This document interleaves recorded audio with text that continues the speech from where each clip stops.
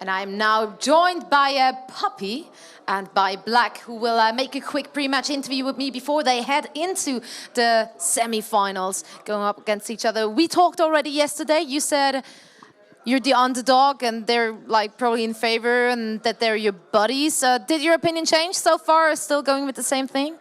Yeah, they're still buddies and we're still underdogs. All right, how do you see that? We're still buddies, but we are the underdogs. Oh dear me, like you're so, both of them like so holding back. So let's talk a little bit then. How often did you face off against Mouse as of late? Do you adjust to their strategies? Did you watch a lot of their stuff to like get adjusted to it, or how did you prepare? We actually played against them a lot of times. We scrim all the time against each other. So I could pretty much say that Mouse knows what we do and we know what Mouse does. Right, so and if we actually consider that you have Kuro, who used to be at Mouse, and this is the first ever LAN finals or LAN event where you're actually going to play against him, does that make any difference to you, or doesn't care? No, it doesn't really make a difference. We are still good friends, and we all respect this decision because it was a really obvious one for us, and there's no grudges. All right, well, that's good to know. That's definitely good to know. And I don't want to hold you off much longer. I want you to get your heads into the game so you can see the best possible of both of those teams. I'm definitely looking forward to see that. So thanks a lot for joining me, and we're going to head over to our casters.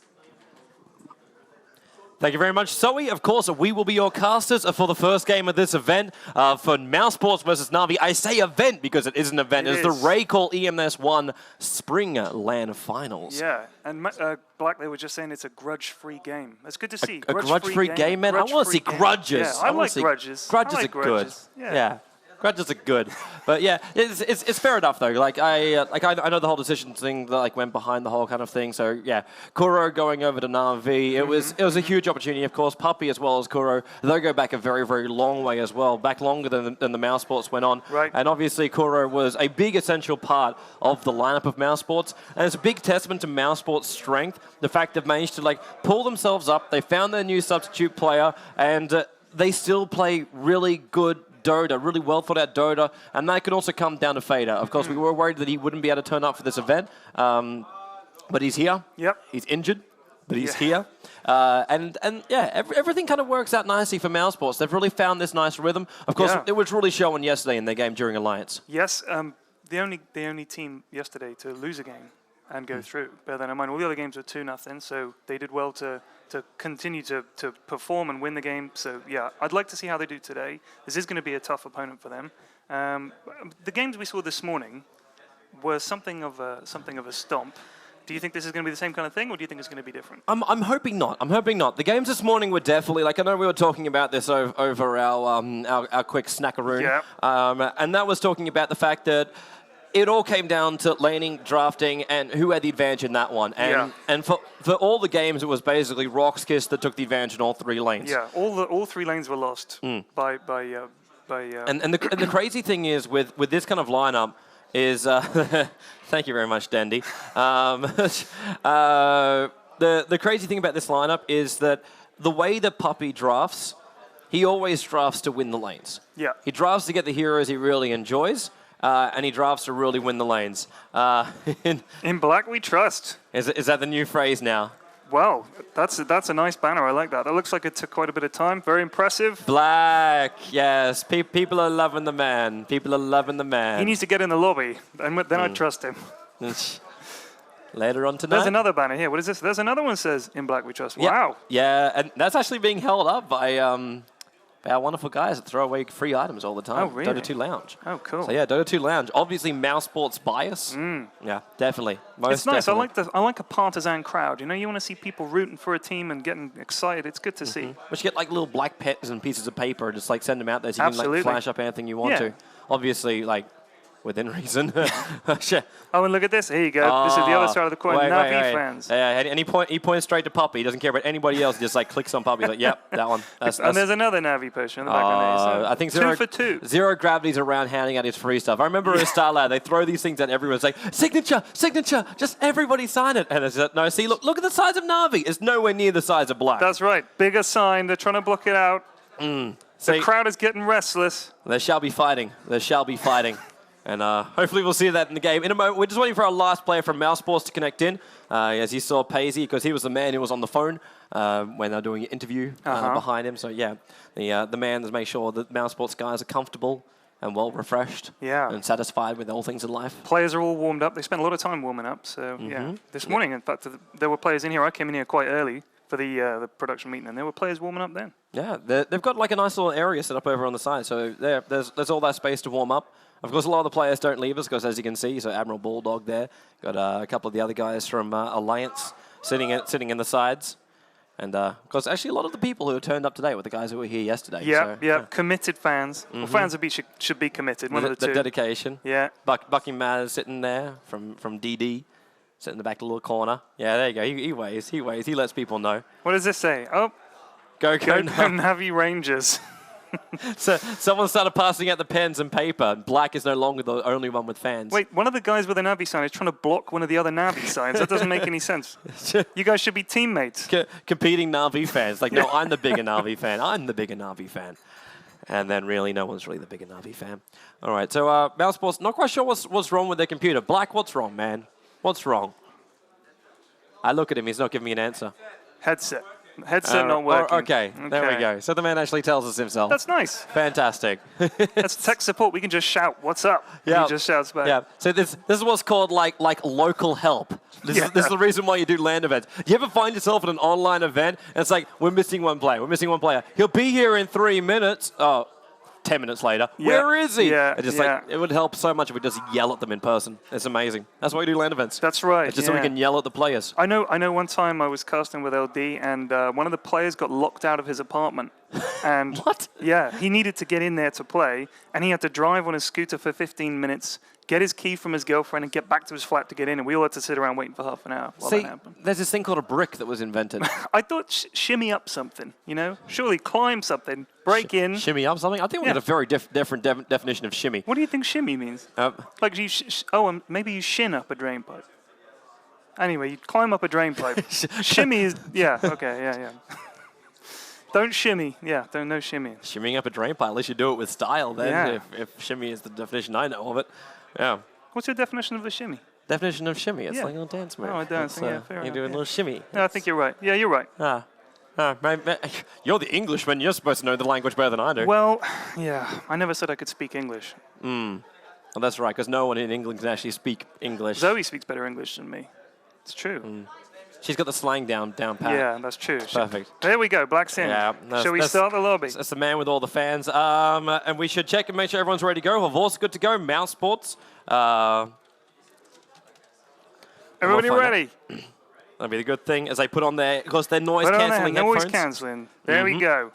While still using their SteelSeries stuff. Because SteelSeries is actually sponsoring both these teams, I believe.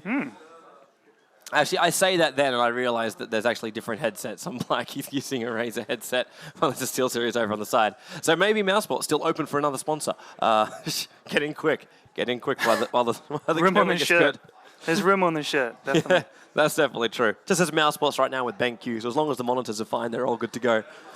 All right, we're good to go as well, so the lobby's going to load itself in. For the first game, Na'Vi will be over on the Radiant side. mousesports will be over on the Dire side, and first pick is in the hands of Na'Vi. So Puppy, he gets to be the one that gets to set the tone for this game, and we'll see, once again, what heroes come through. And we'll see what the advantage is going to be. Like, do we see that Wisp ban out again? Because it's normally just been that Wisp being taken out, try and filter through the mag. Or do we look down a different line? Of course, Batrider, he appeared once today. I don't really feel him appearing again, though. No, I think everybody was surprised to see him get through. The lanes that the rox.kis were able to put out were very, very strong. And the Wisp ban is interesting because I don't think Wisp has made it through yet, has he? He seems to be the #1 ban. But here, Kotl is the first ban, and a very quick ban. Lone Druid there from mousesports. I'd like to give a big shout out to the ESL support staff that has just brought the Liquid of Life. Look at that. You get a Red Bull, I get nothing. No, he's got your thing. He's got my Coke. Yes, unbelievable. He does. Sorry. He does. Well, there are other beverages, of course. Obviously, we don't want to offend like Coke fans. There's also Sprite or Pepsi, depending on like what you want to do. Yeah. So there's the Wisp ban. It's like, what are you drinking? Well, whoever's paying me more. Look at this. It actually happened again. So Lone Druid being banned out by Black. The Wisp will come through as well. Keeper Light and Nyx being banned out. Of course, that does let the mag come through the pool for mousesports. Here's a big game changer. But as we saw in game #1 today, Mag up against Bat Rider, don't work. Mag up against Queen of Pain, don't work. Yeah, so that was a bad choice of lane. I think they would admit that as well. It just didn't get going for them at any stage. They did get first blood in the first game, and so maybe they thought, oh, this isn't going to be so bad after all. But then it was 16-1 against them for the following 17 minutes. So it was so bad after all. Yeah, it did turn out very bad for them, unfortunately. But Rubik here, the second pick for mousesports. And Gyro and Lifesteal, very quick picks for Navi. Yeah, well, it's going with what they know. Of course, the Gyro also being selected up. This kind of makes us question a little bit like what our lanes are going to be. Because originally when you see a mag up there, you can say, well, you can win the lane with a Bat Rider. That's what you're searching to do. You can't instantly always get that kill. Obviously, Skewer is there, and if you play mag on the solo mid, you do have the possibility of skewering back in range of your tower. Bat Rider might dive you, but it's not going to happen in the early levels, and by that point, you got bottled, you got harassment, so you can actually farm the lane, but Bat Rider should always take a little bit more control than you. But then you got Nakes as well as Gyro. And we know Denny has taken Gyro in the solo mid before, and we know that Nakes normally played by Havorst, but also played by Funnick on a long lane. So it's very, very difficult to really work out when Na'Vi is 100% going to put their lanes. You can have a very, very good guess and say Bat Rider long lane, Nakes on the safe lane, Gyro into towards the middle lane. But it's a guess of like 5 different options. When mousesports, they go with the Mag, they go with the Rubik, they go with the Alchemist. And this is trying to force Na'Vi to run an aggressive tri-lane. Because we've seen it time and time again where no one can keep up with the Farmer Black, let alone having him with Greevil's Greed up on the Alchemist. You cannot win a fight of farm between an Alchemist, so you've got to contest him. Yeah, absolutely. It's the only other way to do it. And an Alchemist that's out of control is a terrifying thing. He gets that attack speed up, gets all that moolah, and he becomes almost impossible to stop. Yeah, that he does, man. Because which was shown, it was shown in the mousesports versus Alliance matchup. When I was like, so how do we break the base? Let Alchemist go in there and take the tower. Okay, we'll all sit outside and wait for them to initiate, and then we counter-initiate. That was the only thing actually in the last game. I thought that in the second game that AL played against rox.kis, they had a chance to sort of, the game seemed to drag on a bit more. They managed to hold them back a little bit, but yeah, it is important to have that fight so that if they try and come up the steps, you've got something to push them back. And I thought that's why we've seen Clockwork picked so much, because he's so good at just stopping a fight, goes in there, cogs, and it's like, well, fight's over, guys, wait a bit. It's sort of like Tinker, we were saying yesterday with the March of the Machines. You don't want to fight in it. It's just the problem is the March of the Machines actually holds you out even longer than like the Clockwork Goblin cogs. The problem, though, when you have a Clockwork is laning. Yes. You need to make sure he's able to find those levels. And that's the reason why Clockwork, like, jumped out of the scene a little bit. Like, if it's just Nakes on a Clockwork, then yeah, you'll take Clockwork down there because you just use your cogs offensively then, and you push the Nakes back. So he loses his mana, so he can't rage up, he can't open wounds you. Yeah. And then you're actually capable of contesting, if not actually winning your lane, depending on your strength of it all. But, I mean, we've seen Clockwork generally played as a support. Like, that's the way he's been played at the moment, right? As a kind of support rather than the not many teams do. Like, we saw him once as a support today, yesterday by Yol. And that was the only other time. Like, the only other person I've ever seen him do it was KSI back when he was playing support for Virtus Pro. It was the only other time I ever really seen it done. And that was also a bit of a bait pick too. Because most of the time, that was back when Santa was part of Virtus Pro, and he would always run, like he was always running the Clockwork in the long lane, and then all of a sudden, this Clockwork as a support, and you're like, right. And then the draft doesn't make sense anymore, at least to you while you're doing the draft. And that's kind of like the mind games that can go on during a draft. Like, you know what everyone's going to play, but you're not quite sure where they're going to end up. Right. So you're trying to ban, and you're trying to pick up, to match up your better lane. Like, we talk about Mag going up against Bat Rider as an example. You don't know where, like, the Bat Rider is going to end up. So you might just say, okay, well, it's going to be Mag in there, and then Bat Rider ends up on the top lane up against the Alchemist, and you're like, well, okay, now we weren't ready for this combination. Is the Alchemist as good against the Bat Rider? Yeah. And this is the kind of things you got to think about when you go through your drafting mode. Looks like we've actually finished our last stage of bans as well. And Puppy removes out both Natus Prophet as well as Darkseer. So looked a little bit to that off lane of mousesports. Jakiro also being removed as well. Bit of a surprise considering the support heroes that would be normally banned out. In fact, both teams find themselves rather raw on support heroes. Mousesports will just pick up the Leshrac because Lena's already been banned out. So Leshrac looks to be their obvious pickup for number 4. While Puppy, depending if that Gyro is support or not, we could be looking at either 2 supports right now, or we're looking for an extra core hero. I mean, I love Jakiro. I think he's a great hero. Does synergize very well with Magnus. Get an RP, drop an Ice Bath, and a macro pyre on it. It's a great combination. It's really good for team fights. Yeah. And he's a good support in general. Yeah. Lanes well, pushes towers with the, what's it called? Yeah, liquid fire, yeah. Yeah. It's not a bad little thing. It's not a bad little thing. But it's also one of those things where, like also, like liquid fire, it doesn't have as much of a use. Like it's a short amount of time. It's more like when you hit the towers, because it affects the towers' attack speed. It slows down the attack speed of the towers, and that allows you to dive a little bit further onto the towers. But the cooldown time on liquid fire is very, very high. Yeah, it is. So you'll have to level up very, very early on. That's why you see most Jakiros, they'll go with dual breath and just ice path. I always go ice path and liquid fire. I hate the dual breath. Really? Yeah. Dual breath is like your best damage deal you can do in an area of effect. My Jakiro is like over 70% win rate. So Really? Yeah, I must know what I'm talking about. I judge not more on you. I also don't use correct grammar. And there's Okay. We get a little bit of a treat here. So Puppy gets his Chen, one of his most signature heroes, which really, surprisingly enough, hasn't featured much in this tournament at all. I think we saw him banned a couple of times yesterday. But yeah, that's it. It was banned in the second phase, I think, up against Alliance. And that was kind of a little bit out of respect to Aki. But most teams, they haven't even looked at the Chen, which is kind of hilarious that we go from like the Star Ladder tournament, which was 2 weeks ago, LAN finals, and Chen was banned in every single game or picked in the first slot. Wow. And now we come to this LAN event, and it just shows you just how much Dota 2 can change over the course of 2 weeks. Yeah. Yeah, the meta game, as they call it, changes all the time. It is, I mean, for instance, Undying now, you hardly ever see Undying picked. We saw him picked yesterday, I think. Yep. But generally speaking, I mean, he used to be the first, but like you'd see Kotl, Undying, banned straight out of the bat. But now it's Wisp is the big ban. So, and here's this Clockwork again. He does come up. He does come up.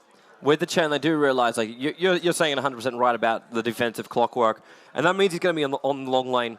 So I kind of thought he might have looked down the lines of picking up a Windrunner.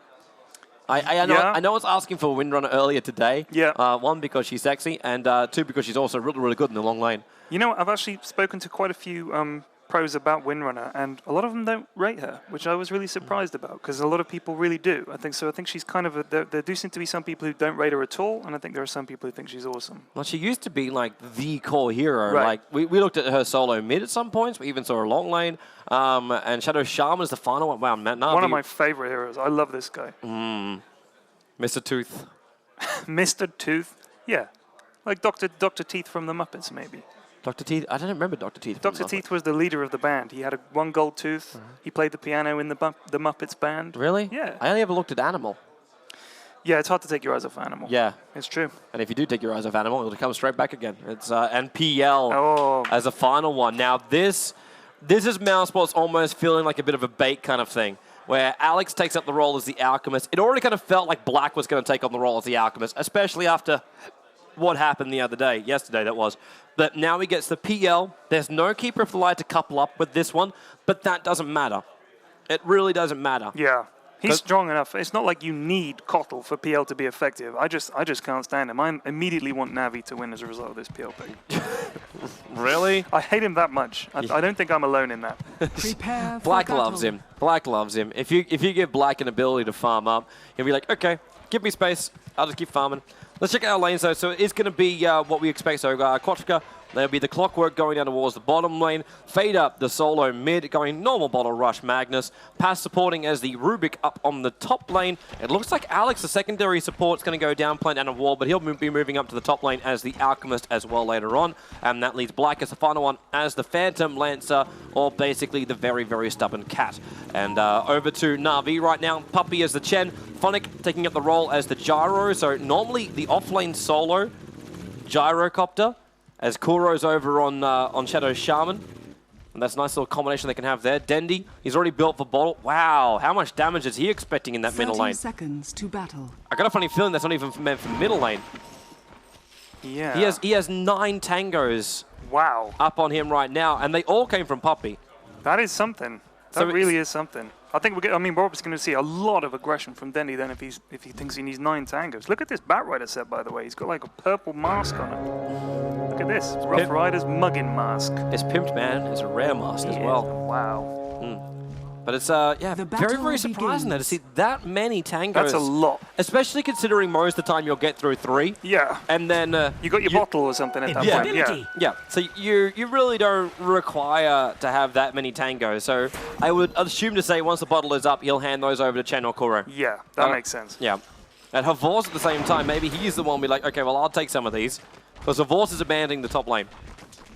In fact, it's Funnick on the bottom lane who's going to be taking the farm. So it's now, okay, we're really mixing this up. We're really mixing this up. Havor's kind of wants to go up towards the top lane and farm up, but he realizes up against Black and up against past level of control that's up there, it's not going to be as easy. So he's getting some early levels to start with by being inside the jungle, farming up the easy camp. While Dendy's going to be in the middle lane, and maybe they'll leave me some kind of rotation out and then just put Havor's in the middle lane. Up against the Mag, there's no problem for it. Yeah. You get RP, just going to be fine. Because Alex is, well, he's just sort of moseying around in the middle, but that does mean you're leaving Black on PL getting free farm. He is absolutely loving life up here in the top lane. I think it's kind of risky. Yeah, well, we'll see if it pays off at the end of the day to basically sack a lane. But we are 1 minute in, and let's actually just see how that middle lane's going. So already being 1 minute in with the first basic creep wave's been done. 5 for 5 up against Magnus, who's got 1 for 0. And this is what I'm talking about, where normally Batrider will get the upper hand in this one, because Fader gets 1 napalm stack. If he comes in close to farm for another one, there's going to be a guarantee of another 2 napalm stacks. And you've already got him, so he comes in close, and now there's 3 napalm stacks up on him. Of course, he's got 8 stick charges, but then he's just like, well, I go 4 napalm stacks. I don't care if you have stick charges, because my harassment damage is more than enough to kill you off. 5th charge, and there goes stick, and yeah, 5th napalm up on him. Dendy has used 2 tangos, and now has his bottle. Yep. Hand that over the... I really don't understand it. I really didn't Might have been a misclick or something, I don't know. Or maybe 2 people pulled tangos for him and... Yeah. Could have been. But if you're going to do that, then you still give the tangos over to Havor's. Yeah. He's the guy that's doing it tough inside the jungle. Then he doesn't need the life. And the shockwave harassment is consistent. Very, very nice read for Fader as well, by the way. Easy regeneration. Purpose with it. And the thing is, that regen helps him a lot because he hasn't got his bottle yet. Shockwave harassment is great, but once you get your bottle, you can just spam it, and spam it he will. But until then, Batrider can harass him a lot more easily. Maybe that's also the thing behind it, where Denny's then able to dive himself a little bit deeper in, be a lot more aggressive up on Fader, just to control up the lane a lot more. Which is still working. And now also Puppey can make his way into mid. There's 5 napalm stacks there. The Puppey just trying to just show himself in the middle lane and say, you know what, I'm still here. Hellbear. Fader doesn't like the new name, obviously. Hellbear Smasher. Well, they're meant to be Ursas, is what they used to be. Yeah, that's interesting. They got their names changed about a month ago. Did they change Ursa's name? Did they change Ursa's name? No, Ursa is still Ursa or Flame Break. There's a 4 skewer. But Bottle is now up for Fader. Yeah. Bottle is now up for Fader. And all this napalm stacking which Denny's been doing, it's just an easy stick charge. Gets him his mana back anyway. Can you see what I can see? I'm seeing exactly what you're seeing right now, man. Unfortunately, though, for some other people here on the map, they can't see it because Smoke just let a reveal off, and Skewer's on cooldown because he used it to escape before. This should be our first blood. Shackle holds him there, and then the Flame Break from Batrider. A very simple rotation. The Force comes out, a 3-man smoke, and they rotate around and come in from behind. And the timing couldn't have been any more perfect. Oh, Quashka. It's the good thing he cut himself that path beforehand. Gets himself out of trouble on the bottom lane. Top lane now, you've got Black, Alex, and Paz all pushing down this tower. I think they're like, well, okay, you guys have probably won mid lane there with Batrider against Mag, but we're going to try and get your tier 1. Yep. And it should work too. Hellbear Smasher comes up, and, well, Puppey's got to be a little bit more careful with that, but he just uses it to pull the aggro off. That way Alex, Black, and Paz cannot keep attacking that tower. Even under the cover fire of the Toxic Spray, they just cannot do it. And that's already some really good levels. Like level 4.5 up on Puppey, level 3.5 up on Shadow Shaman. They just started off in the jungle. Even a Vorse picking up 4 levels from being inside the jungle. Next to the Clockwork, who's only just popped level 3 by being down here on the bottom lane. I mean, Dendy got that kill as well, which really helps. I mean, that's just like rubbing it in. He's won mid lane. He's 22 and 12. Mag, as you said, is not having a great time. He is, let's find out, 8 and 0. So he's lost mid. And then he got the first blood. Yep. This is really just hard for Fader. He's gonna hope that at some point he's able to pick up. Oh no, he's dead. He's so dead. Oh, stick charge to keep him alive. Denny's got to commit a little bit further. Flame Break and nice little move down by Fader. Pops up a haze through and goes for the shockwave. He can actually take this kill right now. Turning it around after Denny goes from Skewer down, takes the kill. At the same time, up on the top lane, Black is able to pick off the Shadow Shaman. So we're looking at multiple angles, multiple kills, and what was a 1-0 advantage after a nice rotation down is a support hero and a mid solo both going down. Just as I was saying that Dendy had taken, well, there you go. That's what you want. 2 kills right on top of one another, and this tower is now at less than half health. That was great. Well, That flame break, I mean, there was a great dodge on the flame break. He saw it come and he knew exactly where to go. That was perfect. the fact he had that haste rune up his sleeve was really the game changer then. Yeah. And Dendy should have known that when you can click on him and you see the color of the bottle and you instantly know, okay, well, I'm up against a haste rune. I can't really overcommit on this one. So got to play a little bit more passive to a point now because now Mag is up at level 6. Yeah. So Dendy wants to commit in. If he doesn't kill him instantly after he goes to lasso, you're then going to have an RP pop off and skewer back at range of the tier 1 tower. Because most of the time, you'll initiate up the hill and you'll probably grab him around this point. Because Batrider won't really, Magnus won't really commit past there. Navi here, smoked up, and they're going to try something crossing the river near Roshan. Yeah, this is the wise move to do. You realize what you want to search for, and that's the, well, the easiest hero you can take out is Clockwork Goblin, which you initiate it on Funnick. It's like, I'll take some extra damage just to make this a little bit easier for you. Oh, hey, guys. Yeah. Walks into that, and that's 2-2. Yep, that's also, yeah, tier 1 tower to go down. At the same time, Fader, how the hell is he up there? Lasso has dragged him onto the cliff. And now also Pass in the neighborhood. Dandy, he probably won't stop here. 3 napalm stacks and Pass doesn't have a lot of life. He's got telekinesis pick up, throw him back up again. Alex with the chain off's done, and now Dandy, he's in over his head, throws the flame break. It's not enough to kill our Pass.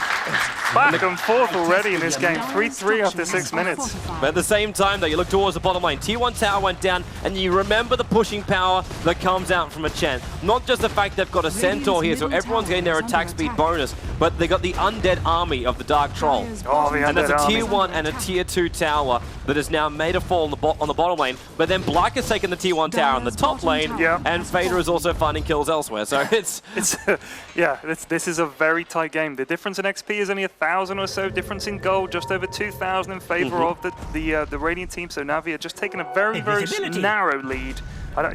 It's close. And this ward, which keeps coming down from Na'Vi, they did this yesterday. Put a ward in between the tier 1 and the tier 2 tower in the middle lane, Radiant's and then a ward up on the high ground in the mid. It's perfect vision everywhere. Fade it, you're too far out. You are too far out right now. He has RP. Kuro is not quite sure he wants to have a crack at this. There's support coming down. There's the value of that ward right there. They know, hold on, we got an Alchemist, we got a Rubik coming down, don't go yet. That was the value of that ward. That is a really good ward spot. Puppy, I don't know if he's trying to hide himself in the corner. He's going to lose his Centaur there. That's some easy money coming the way of the Rubik. I think he tried to make the most. He tried to make the most of... Look at quick smoke from Mouse here as well. Yeah, while they're a little bit confused, they're going to try and make something happen here. You can actually hear the players call out Chen, Chen, Chen. It's the one they want to try and find. That's why you see him rotate around. It's like, well, there's no creep there. It's like, okay, can't find anybody else. Fader manages to get himself a little bit of a gift. Yeah, nice. And That's always nice to have, isn't it? Yeah. Yeah. Yeah. I wish there was a real-life version of a rune. I do double damage in real life. Yeah. Fader, now here in the middle lane, because they've actually already de-warded this out too. The Sentry Ward went down, so that Observer Ward on the front lines already goes down. And Dandy, he wants to initiate, RP goes off, and now they want the skewer, but a great Hex by Kuro stops Fader from trading up, but Dandy, too much damage being dealt. Paz, he's already left the Fade Bolt, and right in the middle of it, Alex, he let up that nice toxic spray. In comes Black though, he's going to be part of this engagement, looking for Kuro's kill, not going to happen, and Puppy sending Kuro back to base. And Denny balls up very, very quickly, so two kills taken by Na'Vi. And no rebuttal there from mousesports. Yeah, Black really didn't want to have to do that either. I think he would much rather be up there getting free farm, but had to come and join the fight. Didn't get anything working, unfortunately. He doesn't have his diffuser blade yet, obviously. He basically needed to go on Dendy then. Yeah. Like then again, who do you really go on when you got a Chen right there? You're always going to send somebody back to base. It's tough. The only thing you can hope for is the fact he doesn't have 100 mana. It's the only way you can. That's it. You can hope that you can get this kind of kill. But mousesports just didn't see those stuns being perfect. Is that a call down on bottom lane? It is, and then straight into Rocket Barrage. Funnick, we kind of forget about him down here on the bottom lane. Yeah, but they should. I mean, that's a concern if we're forgetting about him. Considering he's 60 for 20 on the CS, it's the highest CS on the board. Net worth, however, not the highest. He's sitting just behind. Actually, Black is the highest net worth. Almost leveled up there with Havorst, who's running ahead of Meisner. I don't think he's actually even left the jungle. Well, Black's had free farm for the whole game. Yep. Yeah. He's actually now in third position, so the gyro moves in front of him. It's very neck and neck. They're all sitting up for 4,200. While the middle lane looks to engage up again. They know Fader's RP should be still on cooldown. Doesn't really have a huge amount of mana either inside of his pool, but Black... Lasso just coming off cooldown now for Dendy. Does he have that blink taken just yet? No, he's still a long way off. Like, it's another 1k goal before he's going to have that available for him. Top tower is but under mousesports, attack. they're really being defensive. You saw Quashka moving himself up there. He was waiting for the counter initiate. Here's something. Dendy's maybe going to... He's got this haste rune now. This could be interesting. This helps him to set something up with the lasso. It's still difficult to go in. Because he goes to lasso, and then you got telekinesis pick up. You got stun from Alex. You got a possibility of a skewer or RP from the Magnus. You got Clockwork Goblin who can jump himself in, throw down some cogs. It's not a lot of movement for the Bat Rider once he jumps in, even with a haste rune. Well, that would be, I would say, if he went in on a group. But if he goes in, like, it might just help him get a pick off on someone. If someone is slightly out of position, he can pop the haste rune and get in there. Yeah, agreed. It's Kuro coming up here. There you go. Perfect Observer Ward. It was only just planted up. The Mass Open Ward's, however, going to go down by Kuro. The stun from Alchemist is going to help him off, but then Hand of God. Kuro keeps fighting it. Quashka will die right now, and there's your Lasso going off on Fader. Couldn't find a kill, but Denny with the haste runes coming back in again. Flame Break pushes Fader up to the high ground. Alex already with 3 napalm stacks, and they keep 3 on Fader up on the hill. He wants a TP out. No one can stun him. No one can stop him. Fader gets back home, but they lose 2 for 1. Yeah. That was really well played by Kuro too, the perfect ward trap. It really was. There's nothing better than a good ward trap. Dandy bringing a parcel of not joy to pass, and it's going to be now popping off. Hello, Havos. Out he pops. There's still going to be that stun unless he was enraged, which he is enraged. A lot of TP support. Pass, get yourself away a little bit further. Havos can finish the job, and now the call down by Funix. Alex, yes, actually stuns himself up at the end of the day. Doesn't deny himself that the Funix just coming at the right time, and now your RP up the skewer. 1 to go down, next to the sideline. Denny to follow. Funix still fighting on top of this tier 1 tower. He's got so much damage from that gyro, especially with Kuro coming in with 3 points of the shock. Puppy not looking too massively healthy. And Clockwork Goblin might have a little bit of a fish with rockets, but that's basically all. The TPs were just a fraction of a second too late to come in there, and of course once they were in, they had to commit, and it didn't quite work out for Mouse, unfortunately. But they did get a couple of kills. They did, man. Of course, you talk about the TPs being late. It's the problem when you try and TP everyone to the tower. It's not like Dota was 3 years ago, where everyone goes TP at one point. Fader almost feels like he's a bit of a bait right now, or a bit of miscommunication too. Pick up and throw back with the telekinesis. He was looking for the stunt on Funix, and the shockwave actually ended up missing on Havos. So throwing away mana. But yeah, the TPs, because you delay when there's more heroes around the tower. Never used to be, well, they didn't used to be that way. I think it's an important change. I mean, it'd be a bit mad if they could all just TP in at once. It made it pretty stupid, because there was just no way that you could really take out a tower at any point, because it's like, oh, 5 TPs, yeah. Great. Okay. And fight is now over. You must fall back at that point. But the way you TP in this time now, it's like one after the other, and you can just focus on them one after the other as they come in. I mean, each TP doubles in time. Not doubles, but it's like, what is it, 2.5 seconds, and then... extra delay is added for every TP. It's definitely not doubles, I don't think. It's a little shorter than that. I actually don't know the exact number. No. Mechanics aren't my thing. all I know is... I'm not going to claim they're my thing. I'm trying, man. I'll claim the way I can describe it. You got to wait for someone else to get through the door. That's it. Oh, there you go. I like that. That's good. Yeah. Analogy of TPs, man. That's Analogy good. of TPs. All right. So now that all the teams are starting to settle themselves back into a rhythm, because Na'Vi love their rhythm. Just the advantage just keeps like rocking up and up and up.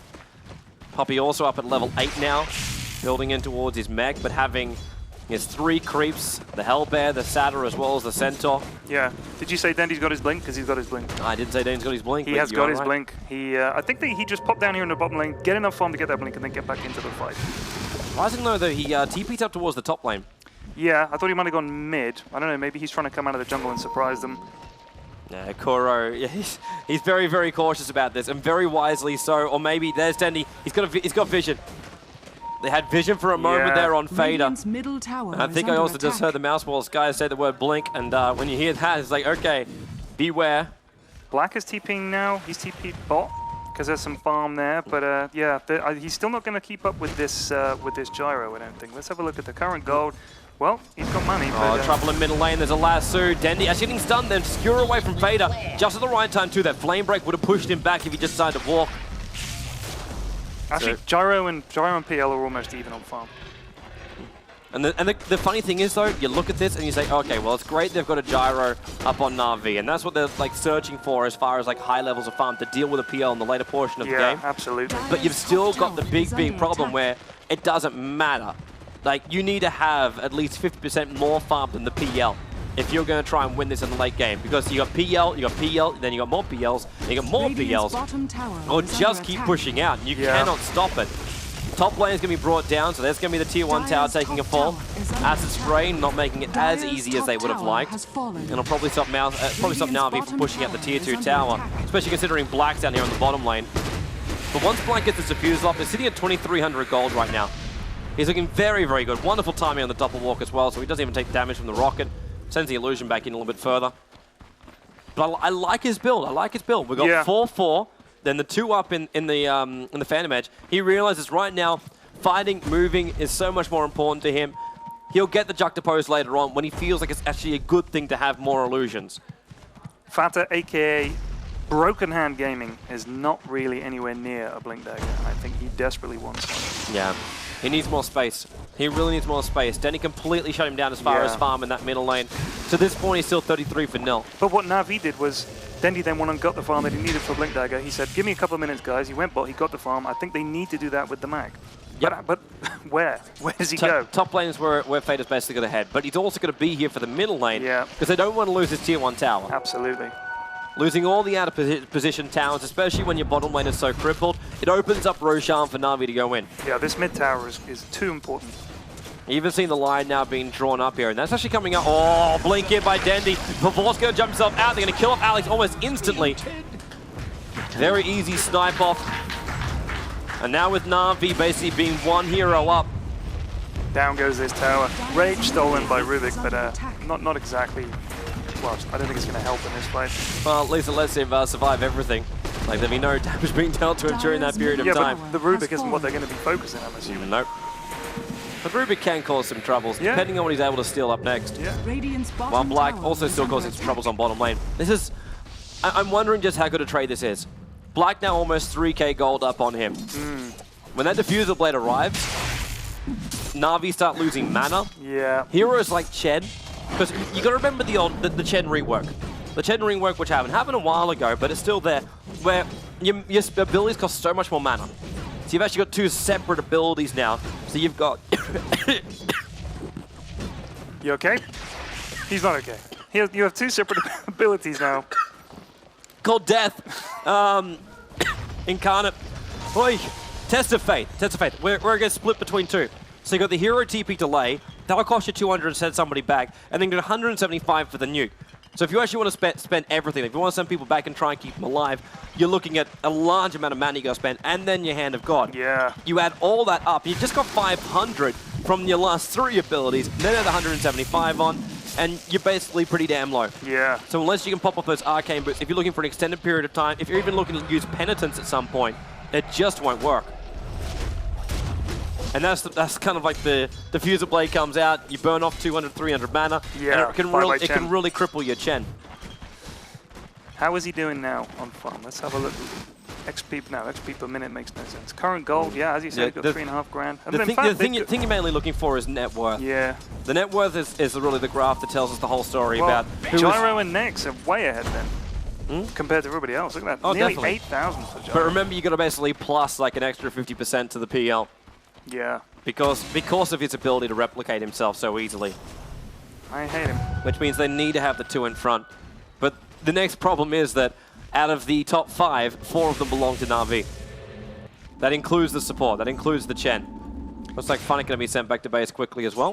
The thing with PL is, you're happiest as a PL player if you're just in a lane farming with nobody bothering you for the entire game. Who wants to play like that? Seriously. I'll play like that. It's easy farm, man. Easy farm, easy win. Hey, I remember watching a video about Faceless Void. You only have yourself to blame if you let him farm. Right, but with PL it's different, and I'll tell you why. For one thing, he's so boring to gank and so tedious that you don't even want to do it. Everybody's like, let's just not go near him. He's such an annoying hero to have to play against.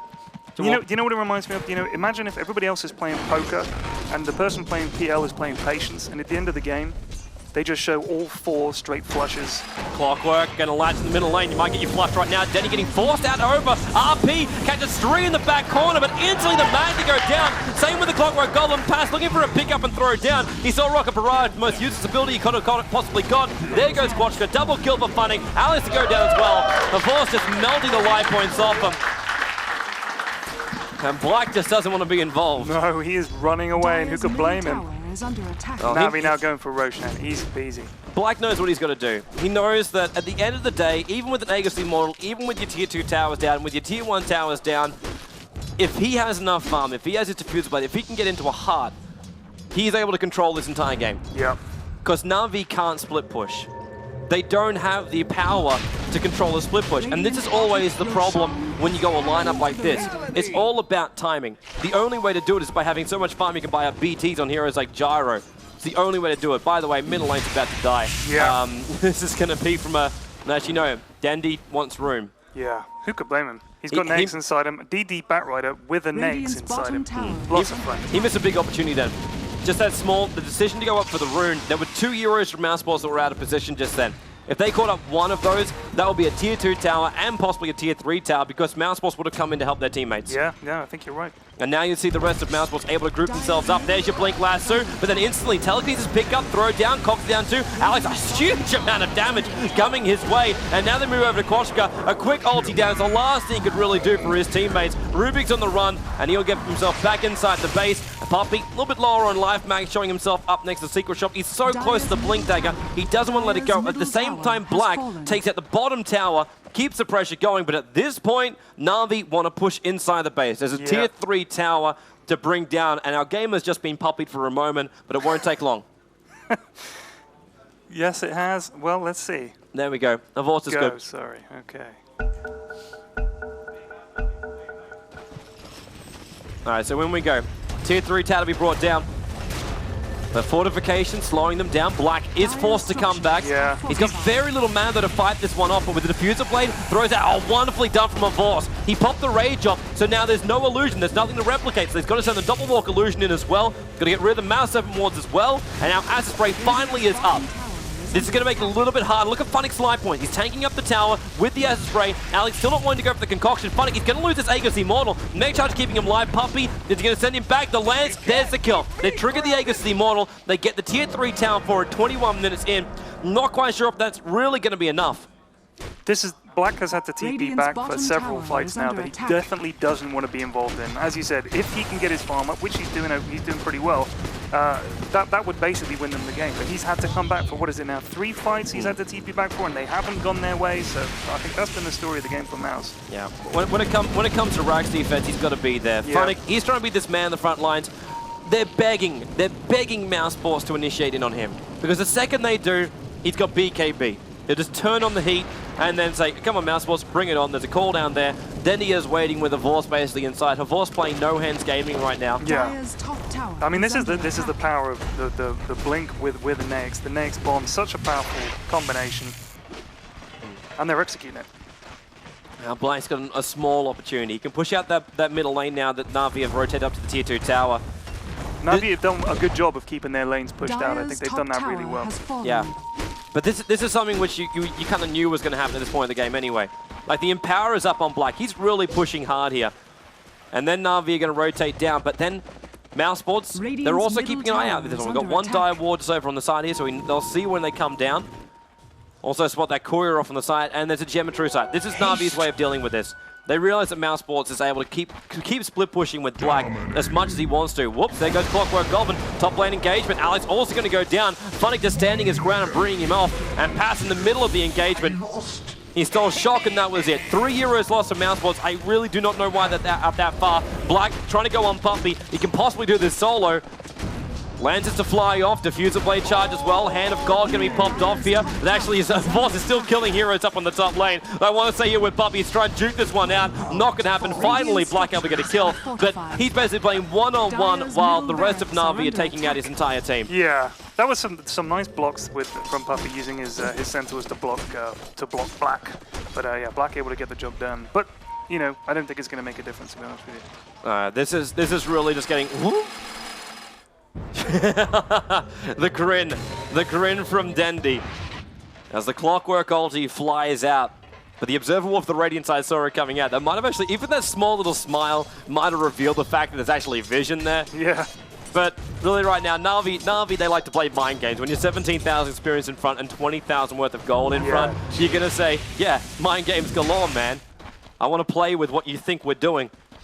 At the same time, though, they really should not underestimate Black. The amount of games I've seen him bring back just from like good farm, good control, moving around nicely. Like he's got the 4 points up now in the juxtapose. He's got the 2 points up in the Phantom Edge. So once you get that level 16 up, he can just stay inside his own jungle, keep farming up, keep pressuring this top lane. There's already basically him, and him pushing out that top lane, and that'll keep going. Looks like middle lane Koshka, more trouble for him. Funnick and Kuro able to catch him up. Now that Kuro's got his Blink Dagger up and running, and Funnick's built up into a Demon Edge. Can Mouse buy enough time in this game, do you think? Can they give Black enough time? Most definitely. Most definitely. Because you still got Na'Vi trying to initiate in up to the high ground to take out a tier 3 tower. The only way they could do it, the only way they did it before, is by having an Aegis Immortal and using it as bait. Right. Because they're wanting to see that RP blow. Top tower That was the main thing they wanted to see gone. And mousesports didn't take the bait. They let the tier 3 tower go and just let Black's Illusion take care of the rest. And in the meantime, Black's pushed out the top. He's been farming up inside his jungle. Because you see this little illusion here, and then another illusion, then another illusion, and all that kind of jazz, and it keeps farming up, while then Black goes, well, where did he actually end up going? He's back to base, he's already got his Yasha. Once the Mana Style's up, then there's more of him to keep pushing out. You cannot underestimate the power of a PL at any point of the game. Oh, I wouldn't. I hate him. And Na'Vi want to finish this now. They really have to finish this now. Yeah, they really do need to. But they can't overcommit because of the mag, as well as also what Alex represents. Yeah. Because you got to remember the combination. This was the combination that also brought down Alliance. It was the mag RP into a high-level unstable concoction. The only thing is Alex is only level 8. Like, that's kind of a problem for them. But his stun is still level 3, and that's enough. So you get a 3.25 second stun, AoE stun, with 290 damage. If he gets level 9, fantastic. It buffs up a little bit more. But the combination time is enough. And then you get PL, and the stun time is sometimes all it takes is 1 second. 1 second is sometimes all you need. In 1 second, Black can make about 10 of himself. Yeah, that's true. And here he is now pushing bot. Yep. Well, you say it's him, but it's not really him. Yeah. And these Centaurs, like, well, we're going to lose our mana anyway, so let's just stomp them down. Mouse have smoked here. I guess they're smoking to come out and ward their jungle and maybe make it easier for Black to farm.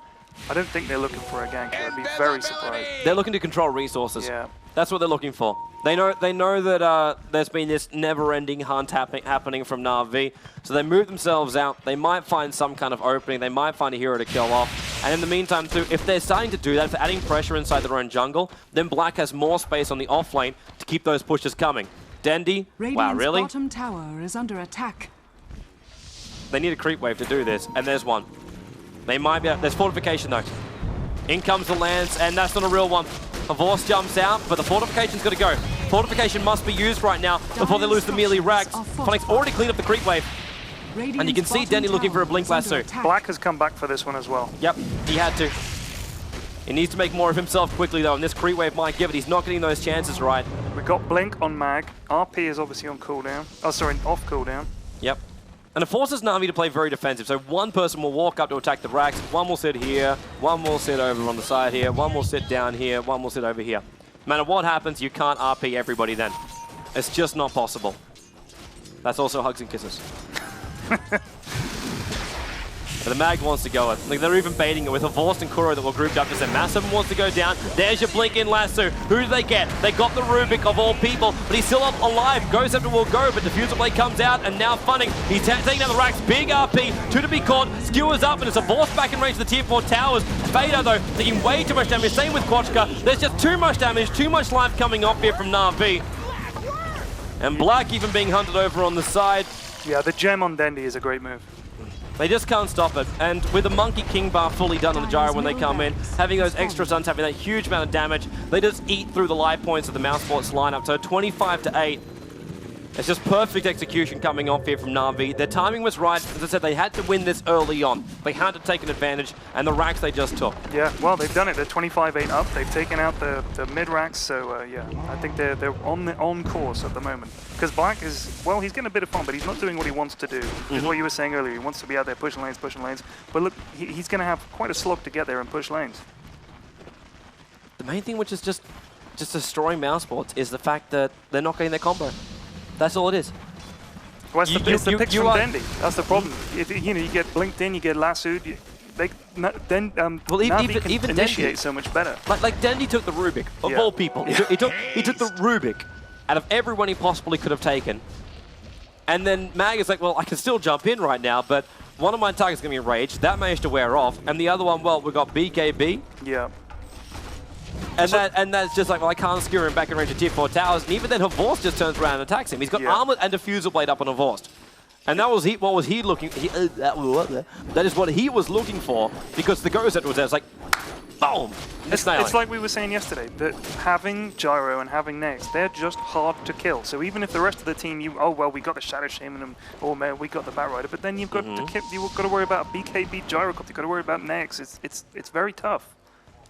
Whereas for Mouse, Alchemist, Rubik, Clockwork, even Mag, they're all going to die quite quickly in a fight. I think that's their problem. A little bit of a fake PL chasing down Dendy. Doesn't really like fake PLs. And Havorst, he knows the timing. Got the timing right. Roshan is up. But look who's up on the top lane. Look who's actually about to take a tier 2 tower on the top lane as well. This is unexpected. Yep. Fortification has to come, and Fader instantly thinks they're coming back for him, but they're not. No. They're going in for Roshan. It's just buying time. The mag is not going to be there. He needs to TP himself to that tier 3 tower and then come and fight Roshan. But in this scenario, I think he just says, screw it. Yeah. Even if we go in right now with a nice choke point that is the Rosh pit, an RP still won't be enough. Yeah. Unless he instantly kills off Puppey and disables the mech and the Hand of God, I really don't see them actually winning this fight. Look at all these PL illusions. This is the power man of Split Push. We all remember our game. I remember one of the guys. It was VC Gaming when they played their game in G League. I cannot remember the team they're going up against during that competition. I got a funny feeling it was like LGD or somebody. Right. Not international though. It was the Chinese squad. Yeah, not coming to mind. But you were 2 racks and a half down, and PL still carried the game through. Gross. Because you can't deal with the PL once he gets tanked up. And right now, Manastyle is finished up on Black. He'll rotate to the bottom lane. I think a quick steal came out from Rubik. Actually managed to take Infest of all different things. And Funny, there's that damage you're looking at.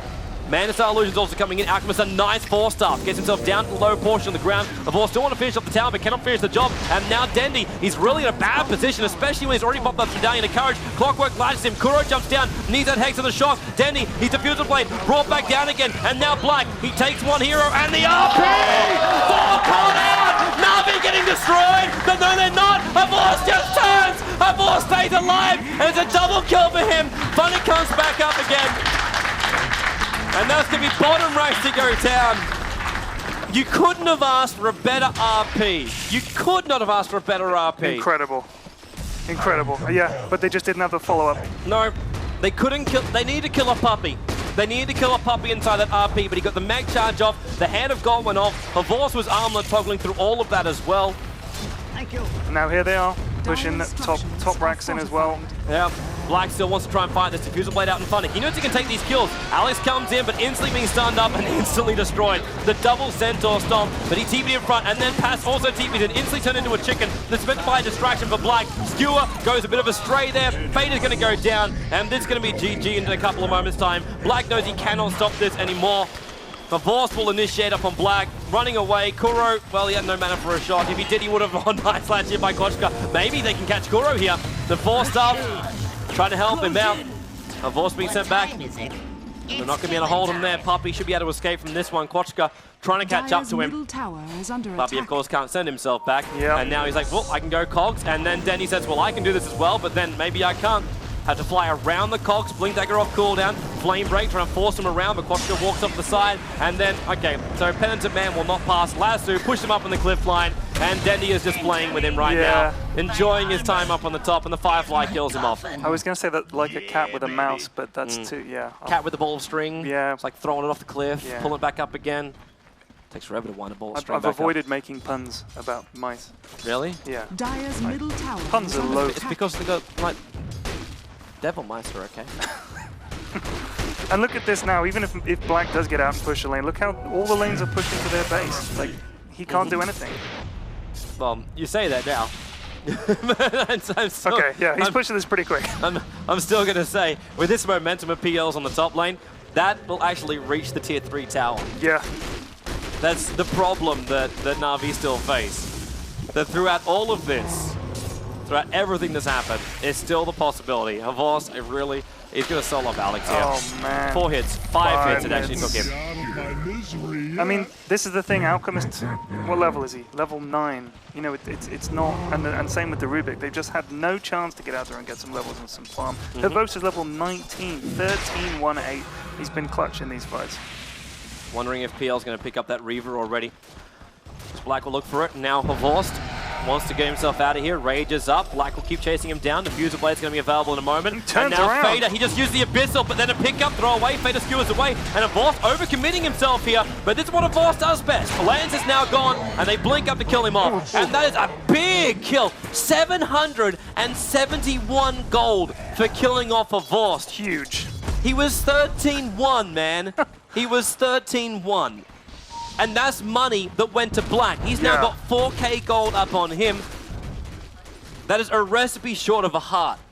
And that's danger. They can't do this, can they? Yeah, they can. Wow. I'm never giving it up when you got a PL on your side, man. That's why everybody hates playing up against him. Yeah. Because it's never over until the fat lady sings. Or in this case, a very tall cat. Yeah. And Black. And 4400 and his illusions. Just push them in the lane. In fact, he's sending them into the jungle. This is really smart too, because you realize too, Na'Vi want to push themselves in, but they always look for farm at the same time. Yeah, that's been their biggest strength, I think. They've taken over this jungle, and they've given Mouse absolutely nothing. But yeah, you're right. I think Black's doing that right. He's saying, this is ours. He's not going hard. He's going damage dealing item with an extra bit of evasion. Even though Funnick is walking around with the Monkey King bar, he's still going to do that. And Funnick also picking up a butterfly of his own. It's a very interesting choice from Black, because where else is the damage going to come from? I think that's the problem. They're thinking, look, good point. We need damage from somewhere. How about Black? It's a really good point. And it does actually force Gyro to always TP back. Has he got BTs up just yet? No. In fact, he's actually building up into a butterfly of his own with the Monkey King bar. This is really going to set back BTs of Funnick. He needs them to deal with the never-ending push that will be PL illusions. When when the PL illusions walking around, it's like, yeah, we got butterflies. Like, yeah. How are you supposed to fight against that? Yeah. I'm honestly, I'm almost worried to see PL win this game now, because it feels like Na'Vi shouldn't be able to lose this, but now you've got me worried. I'm looking over my shoulder the whole time. I'm all about getting people worried. The outcome is always unknown. It doesn't matter if you're 40,000 ahead. In this case, it's about 30,000 worth of experience, and in fact, 30,000 gold. I think it's been a while since I've seen a deficit, an advantage of that much being lost. Yeah, that would be something. Na'Vi just, well, what are they doing here? Why aren't they pushing in and winning the game? What do you think they're waiting for? They're still worried about the RP, and they're still trying to control their lanes. Like, you were talking about the fact that Na'Vi was doing a really good job of pushing out their lanes. Yeah. But 2 PL illusions come down the bottom lane. Very surprisingly, weirdly moving off to the edge. Yeah. But this keeps that lane pressured out. Little bit by little bit. They're still worried. They're waiting for the pipe to come up from Poppy, so then they can go in under the cover of the pipe. In fact, they're even going to smoke. There goes the pipe. 1 PL illusion. Fade Bolt through the creep wave. Difficult to come in. Fortification still available, and Funnick on the front lines. Takes a little bit of damage. Nice RP. Skewers them further back. Havors as well as Dendy jump themselves in. They kill off the Rubik already, and there's already Alchemist going down too. Black getting shackled up, so he could not have the space, and that's GG well played. It was also because Black spent all of his money. There was no buyback possibility available. And you just looked at that and said, well, okay, it was just safety. It was safety to say, still got to be careful about the RP. The RP was actually okay. You caught out 2 heroes, you dragged it back. But at the same time, again, they lost the Rubik. They lost their control. They lost their pickup players. And they couldn't kill Chen. That was the problem. Like, the all are healed is a major problem. We saw that in 2 or 3 of those fights. They couldn't get Puppy down in time, and then you're facing fully healed team. That you are, man. That you are. And because that's something which you can't stop. No. You cannot stop it. However, next game coming up shortly. Of course, this is a best-of-3 matchup. The winner of this will face up against rox.kis in the grand final, which will be coming up after this one. But of course, in the meantime, though, we get to jump ourselves to a quick commercial break. We'll be back. Welcome back, everybody, here to your coverage of the EMS RaidCall Spring Cup Final. We are here in a wonderful, wonderful Poland. And of course, I am joined by a man from Fnatic. He is a man which has appeared in multiple YouTube videos for a very, very happy expression. I'm not sure if I should be saying it now, but yeah. Guess you're right. We can say it now, man. We even simulated before on the live stream. Yes, I am, of course, joined by the wonderful Notal. It is, do we say the best Meepo in all of Europe? Well, I like to think so. I mean, yeah, I don't know who else would be there, but one of the best. It's good to see you, man. It's good to see. So you'll be joining me as my co-caster for this game. Going to double check and make sure everyone is good to go inside the game. It looks like everyone's actually been really, really good right now. Everyone's back inside the lobby. You're actually the man with the start button. You're with the start button. They both say yes. They both say they're good to go. So hit that start game button, man, and we get this party started as we'll go ourselves into game number 2. What were you actually thinking about game number 1? I know you were here watching it. What were your thoughts about game number 1? Well, it was a very interesting game, number 1. I do think lanes overall favored Na'Vi, but with the Chen pickup, I kind of saw it coming that they were going to put so much early pressure on in the bottom lane, and they executed it really well.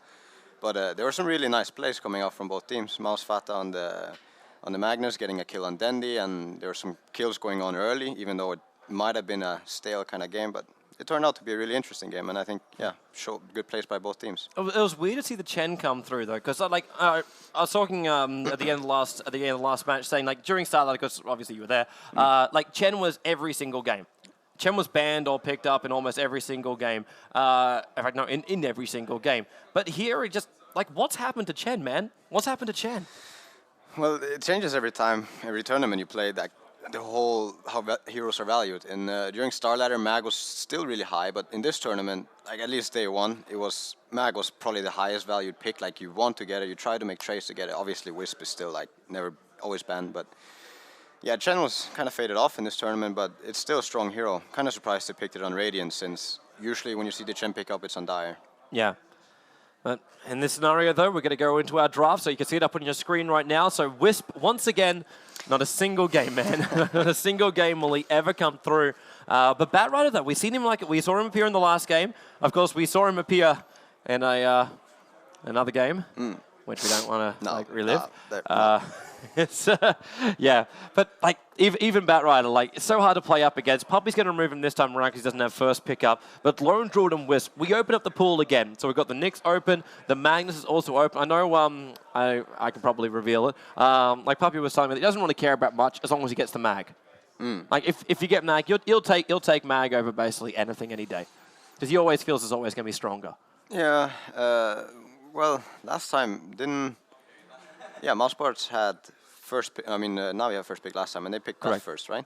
They picked Bat over Mag then. Correct. Yeah, but correct. Because like, how can you turn down Batrider when Batrider comes through? Exactly. It's like, yeah. It's really good against Mag as well. Like that's one nice trait you can have. Like if you go for the Bat enemy against Mag, you have the vision advantage and the whole Firefly, and it wins on the lane as well if it comes up to that. And but yeah, that's the traits that are coming out all the time. And well, now Mag is probably Mag's gonna be first picked. And let's see the trade-off. Straight Keeple, straight Nyx. That's the exact same thing that happened on our game. Yeah. We first pick Mag, they get this. Yeah, and we kind of thought I think the difference with your game was I think you still had the Nyx or you still had the Lone Druid or something like that.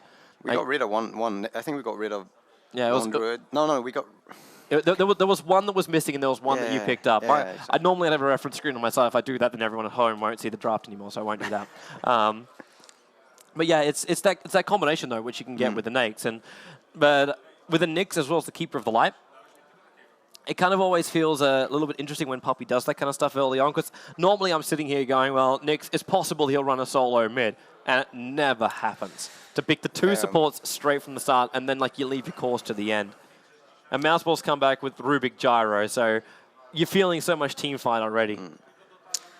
Yeah, the Nyx pickup is great to get early, because there is the option to do a mid. You're not bound to anything, but usually it's going to be run as a support. And Puppy and Croaky on those two heroes are really scary, because they like Puppy Coddle is extremely good. So I would maybe favor Navi's trade-off a little, even though you see Mag like. When Mag wins the game, it's usually because the Mag is actually winning the game for them. But let's see how it is this time. And yeah, Mag can go horribly wrong. Like it kind of felt like Mag was going wrong in the last game. I remember I was drawing on the screen basically saying that like Na'Vi is here, and here. Like you can't get in close, and like even if you're going to get an RP, you will only ever get 2, and then there'll be a counter initiation coming from like a Batrider or from whatever else is on the field. But that's a hard thing. Like there's some heroes that are really hard to play up against when you're Mag. You see they picked up Ruby themselves. Oh, Dragon, interesting. But you see they picked up Rubik. Like, that's a good counter to Max somewhat. You have to watch out so much, not giving the RP away. But in previous game, they had Batrider. The whole vision thing, it's a living hell for Magnus to get a good RP off. And yeah, it was really hard for him that game also to farm. But yeah. Right. It took him like, was it 25 minutes before he even got anywhere near his Blink Dagger? Bat had it at like 14. Yeah. So. And then he also had Nakes with him and straight away as well. There was just initiation central and the quick burst damage. But now we see, as you, like you said, Juggernaut pickup coming out from Na'Vi. And everyone, the second you see that, you instantly just think push. It's probably the reason why we see Chen being instantly banned out by Black. Doesn't want to face up against it. But do we always have to think that as well? Like, you got Nyx as well as Keeper of the Light. Nyx not bad for initiation. Keeper of the Light, because he helps with push, helps with counter push. And Juggernaut as well. Do we just look to over push this? Do we like even bring up the Enchantress pickup? Well, Enchantress not as scary for the whole pushing part as a Chen is, because, you know, the double heal and mech is not really a bad thing to get on a Chen, where it's less good to get on an Ench and stuff like that. But generally, I'd say Chen is really scary to give away when you're on Radiant, and enemy would get it on Dire. And like, I think it's a really good ban by mousesports, also because they, as I said, they could run the Nyx middle. So yeah, it's something they'd have to keep an eye out for. The whole, like, not getting pushed over, but they do have quite good deep push so far and quite good team fight potential. So, well, between the Fey Bolt and the cooldown, you basically already killed off a creep wave just there. Not including flat cannon, the shockwave, and all the rest of it. I'm kind of interested what they're gonna do with the Jogger. Like, normally you try to get it paired up with a hero like Sula, the healing ward thing, and but it's a really versatile hero. I think Na'Vi could do some really interesting stuff with it. Like, it can go anywhere pretty much. Because they were basically the guys that brought Juggernaut back into Dota 2 during TI2. Yeah. Obviously, we remember what was called as the Na'Vi play. The 4 magic immune heroes against the whole Naga combo. That was beautiful. That was just like, BKB Enigma, the Juggernaut as well. And what else was in that? I remember the only target that could get hit was an Ench. That was Puppy Ench. That was the only target that could get hit. It was a Jogger, 1 BKB Enigma. I can't remember the rest, but I only remember one target being able to get the whole Ravage combo and everything. So we get Puck and okay, so this answers that question. This answers that question of what's going on. So, and this actually kind of feels like, I remember when we saw this during the JD Masters, and we said it's rather Empire-ish to see this kind of thing, because it's what Funnick used to do, which is the Clinks as the solo top lane. So Clink solo top lane, and then Nyx, Keeper of the Light, and Juggernaut. It could still be Juggernaut for the solo mid, but are you feeling it to go try lane aggressive? Like, up against a Puck, like, how good would Juggernaut be? Well, they have, I guess a Puck, I actually did that once myself. It depends. If you get the Poor Man Shield and get some regen, I know they really like giving Denny regen, he could do just fine in that lane. Like, he would farm, Puck would farm. But they have so many options. They could mid the Jug, as you said. They could also mid the Nukes and get something else for tri-lane, because double melee on the off lane is not desirable if you go for kills, but another reason they can just offensive tri-lane is to make sure that the other 2 lanes are going to do much better. Like, they might not win the tri-lane, but they're going to do okay, and then the other lane should be, like, taking over the game for them. Yeah.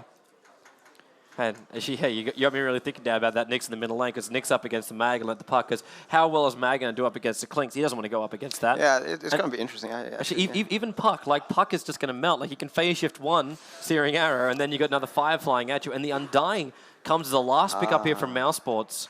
I think I know what they're going to do. I think they're going to do the Mag middle still, and then a Puck solo short, and then an offensive tri-lane themselves from Mouse on the Clinks, because Clinks versus Puck, like, as you said, I think it's going to favor Clinks, but now Puck at least gets the short lane, and Clinks has to watch out then. Like, one gank from a Rubik could easily mean his death. Yeah, because Puck being able to hide on top of his own tower as well is a really, really nice thing.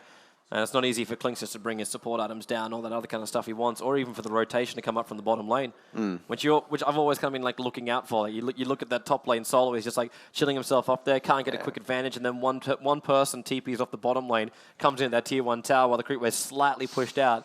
It was actually a Keeper of the Light blast from Na'Vi up against a it was Nakes. Nakes was solo up on the top lane. I think it was a Beastmaster who was on the long lane or something. Oh yeah, and it just hit on the edge. It was Nakes against Beastmaster. I remember that. Yeah, and just a simple thing like that. Like, and you never see it coming. Like, are you gonna call missing on the bottom lane for like 5 seconds? You're gonna send wards there. It's like it's hard to keep control of the entire map and all the time and stuff like that. So.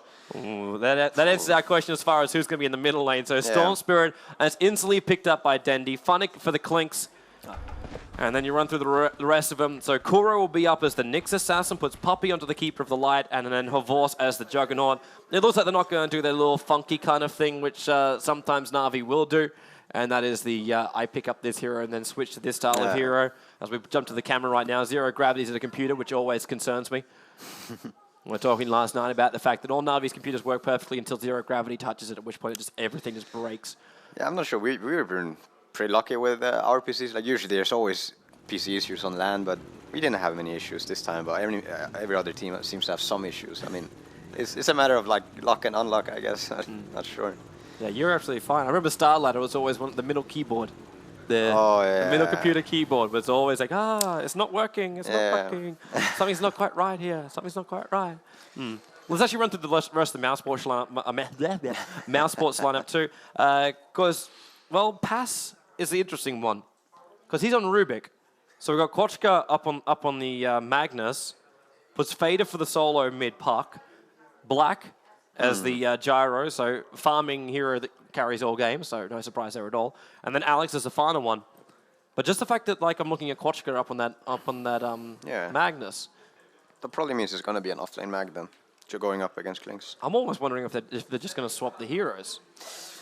Maybe it's an option. I think Fata has been playing an amazing mag this tournament, like especially yesterday. That was really. Again, Mag winning the game. Yeah, because you have a lot of experience with Mag.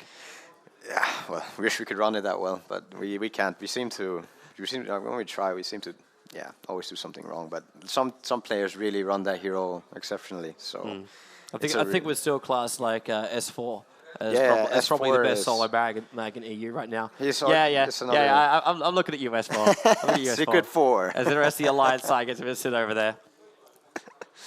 But yeah, it's a really player-bound hero. I feel like if you play it really well, that hero is like you look at YYF playing it as well. I don't know if you watched any IG games when they had it, but that's also like when you see the team fights and you wonder how did it end here, and then you're like, oh, that RP started it all, and. That was it. I think IG have like lost one game in Dota 2 where they play with a mag or something like that since TI2. Like one game they lost after they picked up a mag. It's that hero. But again, there's like a lot of things that could happen this game. Like I'm actually wondering because I don't think Mouse are looking so good if they do the mag mid and mag offlane, puck mid and trial in short, but. Well, mag offlane never really worked. It's like the nerf to the skewer. Like teams still attempted it, but it was always like it was always like, where the hell did they all come from? Because they're only showing one on the camera. There's actually like 3 of those little things. Oh, the courier. Oh man. I will wait for the chickens to basically take over. We've already got Cluckles in the game. Do you ever feel like actually no, you were Heroes in New Earth boy, weren't you? Yeah, yes. So I can't. Well, were you a Warcraft 3 guy before that? You mean Dota 1 or just Warcraft? Like Warcraft 3 or Dota 1. Either way, we had chickens in that. I was I was a Warcraft 3 guy way back. I always felt like a bit of a twit when you say, "Can you upgrade the chicken?" And they're like, "Upgrade what?" Yeah. It's like, no, it's a donkey, isn't it? No, they're always chickens. Yep, that's always going to be a chicken to me. Yeah. So, okay, so it seems like Black is ready. Alex says go, and I think an RV just hit the go button. Yep, it's Havors who hits the go button. So we're actually back inside the game, and let's look at our lanes. I want to see if they switch. I'm not seeing it though. I'm seeing Paz changing up his items, and yeah, it's going to be Kochka. He gets to take up the role as a mag in this game. So Na'Vi will help towards the top lane. So it looks like they're going to run a defensive tri lane here, or at least they're securing the jungle. Because there's a long way for Havors to run down, as well as like the rest of the supports to head to the bottom lane. This is very interesting. Oh, no, never mind. Well, you see Coddle bringing D-Words up, so I think they're suspecting, like you see them running top S5, I think they're suspecting what I was thinking, that they might try to contest him, and I'm not sure what their response would be to it with the whole Klinks if they would just send them offlane, but yeah, those D-Words are not going to be much use just now. They will come into play later on. No. We get an answer. We get an answer. Navi's already just rotating their tri line down towards the bottom. Funnick will remain up on that top lane, which puts Danny for the Storm Spirit for the solo mid role. And Funny's already been pulled a couple of extra tango charges too, so he'll be fine with what he's got. Yeah, they really like their solos, Navi. If you look at Dendy as well, every time they really like their solos. But this is the kind of game. Alex, this could be like the worst time. He's coming in to check Roshan. Vorst walks into Roshan to check it himself, just in case they were there. The battle begins. And because of that, he's running after Alex. No one's in front of him, and then the most useless 0-minute rune appears. You can spin and use it. You skill spin? Yeah. Aww. Regeneration. Just spins the air. Yes. Yes. Oh, Oxygen. Eat my blade. He feels really confident. But mousesports, he shouldn't be confident. Right now, there's the decay. Telekinesis can pick him up. Spin's already leveled up right now. Is he not going to use it just yet? There goes your Rocket Barrage, and then into the spin. So he doesn't get damaged up by the Rocket Barrage. Then a half-life. Man, that regen rune will be really useful right now. This is very interesting. I guess Navi feels like they can't contest with Coddle, Nux, and Jogger, so they decided just to offlane the Jogger. Just have him for healing ward, and there's going to be enough damage coming out of Storm and Klinks if the lanes go as according. This is weird though, because they've attempted this once before. I remember they attempted this once before, but this is when Funnick was taking the role as Lone Druid. And then it was Juggernaut moving up to the top lane, and yes, he would use his healing ward, and then they'll push down tier 1, tier 2s, tier 1 towers, and just control everything that way. But in this scenario, like a Vorst, he's basically got one good spin left in him, and Alex like, well, I'm going to take your life points away. It's still got now a second point of decay on him because that first one hasn't worn off just yet. And he'll just stick right behind a Vorst, hit very, very hard. And a Vorst will get nothing on this bottom lane. He won't get experience, he won't get farm. And what's he supposed to do now? Go jungle? Yeah, that's the kind of thing. He's kind of locked into this lane. Like, he could potentially sit around middle, making life hard on Puck. Like, he would have to watch out for when to use the orb, but yeah, there's not really much he can do, because Undying is always going to keep him low, and he can't go close to XP range. It kind of feels like a little bit the same like Quachka. Like he's using the skewer to run away from Kuro, because Kuro has taken away all of his mana with the mana burn. But it's a lot less scary for him. He could probably go into experience range. You see he got quite a bit of half a level, but yeah, Nux and Coddle is not really nearly as scary as an Undying is. No, Vorst. And he's got to give it up. He's trying to contest for the 2-minute room. That's on bottom lane as Nimviz. Yeah, again, if you look at the last hits, it's already going the way it should be for Navi. 2 solos, if they get out of hand, I feel like they're gonna have a great mid game. Well, right now the 1 solo is out of hand. Denny's 13 for 4 in that middle lane, up against a 7 for 0. Yeah. He's looking really good for his last hits. And then up on the top lane, you got 11 for 8 up on Funnick. And the opposite one for him. It's actually kind of surprising to see Black getting out CS'd. Even though like the pressure from Juggernaut's been minimal to nothing. No, but I think he missed, it must have been 2 or 3 lasts under tower when they did the pull bottom. But that happens, it's not easy. Yeah, Kuro playing around with Kochko on the top lane, dropping down the Tango and faking the denial. He's got nothing else to do because Puppy is pulling and then mana burns it down. Oh man, that's cheeky. Like you want a piece of this? You want a piece of this? You want a piece of... You cannot have a piece of this. Well, Puppy is now preparing. So he's at least finding farm right now. Kuro knows. The hilarious thing is, he's like, I got to be a presence on the lane, but there's no point walking in close to a mag because then you run the risk of like being skewered or whatever the hell can happen up. Even though mag basically has no mana whatsoever, he's got a whole bunch of health consumables, but that's it. There's nothing more available for him. He just wants to get as much XP as possible. But there is really like not much they can do about it unless they want to commit the Coddle to the lane as well. And I don't think they want that, because if Puppy gets some levels, it's not going to be a free tower bottom anymore. If they try to push it, it's going to end up with Coddle TPing and Avos getting a lot of free experience. Well, Koshka doing a nice move up top. Yeah, stopping Puppy from doing the pull through with the Ursas. I think Quachka's been trying to pull this camp out for a while now. Like trying to pull it over just this little direction here. It hasn't been able to happen because Kuro just sits right here. Yeah. And when you do that, you control the aggro. Yep. So, at the moment, Havas actually managed to get level 2, and, well, he's basically just guarding the runes over top. Puck, gonna make a jump. I'm gonna pick up the illusion rune. Dandy almost able to get the denial out there. That was nice. Nice try. Vader's actually caught up here in the middle lane. 17 for 2 up against a 21 for 7. Ever since he got that bottle, and has had the ability to just start spamming out these orbs, he's really trying to stick it to Dendy. I think a big thing is that Puck's space damage is so high as well. So even when Storm had the full regen, they were still only at even damage. And yeah, as you said, now he got them. Bottom lane, Black. I think he really wants to go on a Vorst. However, he's going to come in range of this Keeper of the Light Blast. So we see him hanging over there in the tree line. There's still lids on Alex, who's tanking up the tower. But luckily for him, he's got Soul Rip and already let off Decay on Vost. But yeah, this is not desirable for Mouse, I feel, because now Vost is getting more than he was before when they did this push, and they didn't really achieve anything other than giving Vost a lot of stuff. And what else they do? Like they pull Puppy off the jungle. That's probably the other consolation. Yeah, that's one thing. That's true. But then again, you've then got Kura, who's like double stacking, is going to pull it up anyway. So there's still income coming in from the jungle. While Alex, like he's level 2 down here on the bottom lane, and Pass sitting at level 3.5.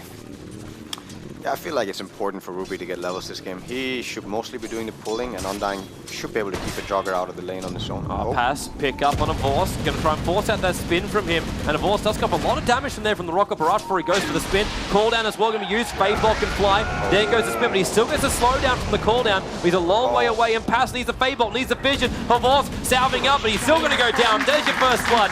Black should be able to get out of this one alive. Yes, he does so. The tower attacks on Pass, and he'll just pop the healing salve. So first blood goes away of mousesports, but hey, that happened last time. Actually, no, it happened Navi's way that last time. That was a great call. I would have given up chasing on that Jogger, but I don't play Gyro that much, and realizing that the ulti slows, it was a good move. Good move. Yeah, originally it didn't. Originally when cooldown was brought in, it wasn't slowing down magic immune targets. Oh, really? Yep. And it got changed. I remember they changed something else about it. The damage and slow was switched from 2 to 1 or 1 to 2 or something in a patch. I'm not 100%. Something was mixed up. That one I don't know. That one I don't know. All I know is that the slow was brought in when it wouldn't work before. Is under attack. But you don't take the damage obviously because you're magic immune. Yeah. So very similar. It's like using a Beastmaster Raw. You get stunned, but you don't take the damage. Yeah. Or Fiend's Grip where you don't take the damage if you're inside a rage. There might be something coming out middle. He's on Dendi and he just used the warp on top. I'm waiting for top lane because the Force is going to like come in from the side and Kochka's just like, yeah. There's a lot of people missing. There's no wards out there, but no one's in the bottom lane. And they know it too because there's still that one last aggressive ward on the bottom lane. And Navi is going to set up for a push up top, but it's funny, Navi has 0 vision at the moment, but it's not really much needed, because...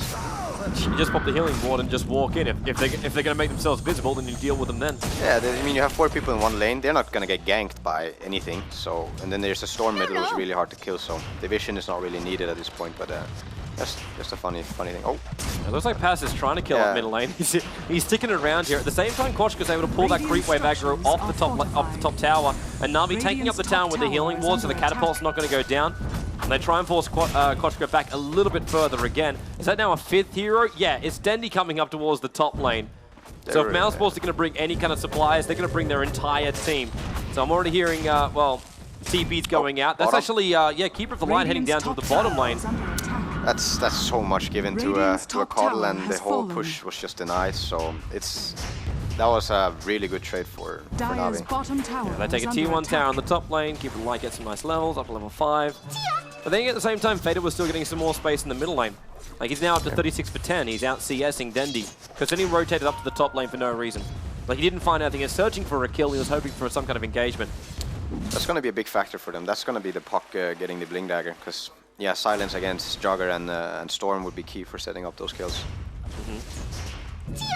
I think he even might be rushing it before finishing his boots. We'll see, man. We'll see. So 8.5 minutes in. And again, this rotation around. They're wanting something. They're wanting something. And there's some good vision here in the middle lane until now Sentry Wards. So Navi are going to go dark again on the high ground while Dendi reveals himself off to Alex. And it was actually going to solo up Alex here. Pops off the illusion rune and he actually kills him off before even the illusion started to attack. And Fader, a very mistimed there rift. Now he can, he's going to have fun now. Yeah, just jump up, have a crack at Pass. Nothing else can hold him there apart from a Dream Call, but just holding himself through that one. All flies up, Pass will go down, or maybe not. He's out to safety. Dendi jumping himself in. There's the Keeper of the Light blast. That was a beautiful play. Beautiful play. Dendi knew that all his spells were down. Mouse overcommitted the spells, so he felt very, very safe going back in there. And yeah, it was a really nice play.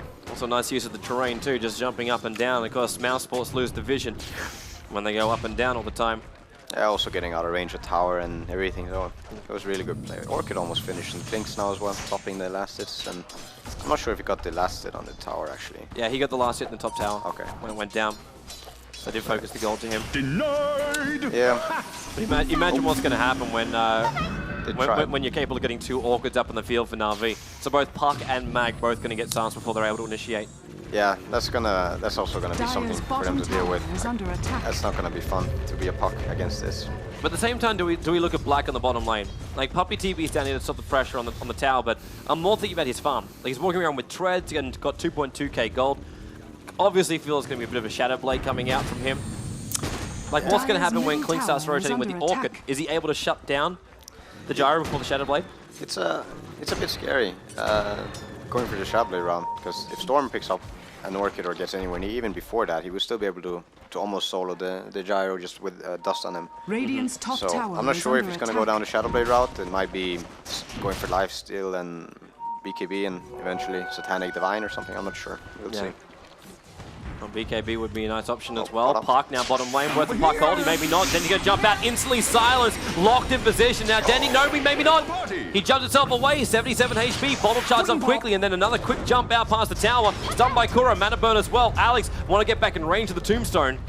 While Fader moving very, very fast inside the haste room, but they cannot get the kill on Dendy, and that's probably possibly the best chance they had. Yeah, it was unfortunate. They overlapped the silence and the stun from Rubik, and that was the 2 key things to actually kill him. Not so much the Puck ulti or anything like that full bottom. Now Kuro's going to make an initiation. Vendetta hit. Sentries are down for the Radiant side. Look for that RP. It's going to work as well. However, they've already lost it to an Enforced inside the spin. Completely unaffected from that one. Dendy with a double kill. Move down deeper. They find Fader. A quick silence so Kuro couldn't get the follow-up stun. That would have been the death of Fader if it hit. But Yeah. 5 heroes from Na'Vi now in the bottom lane.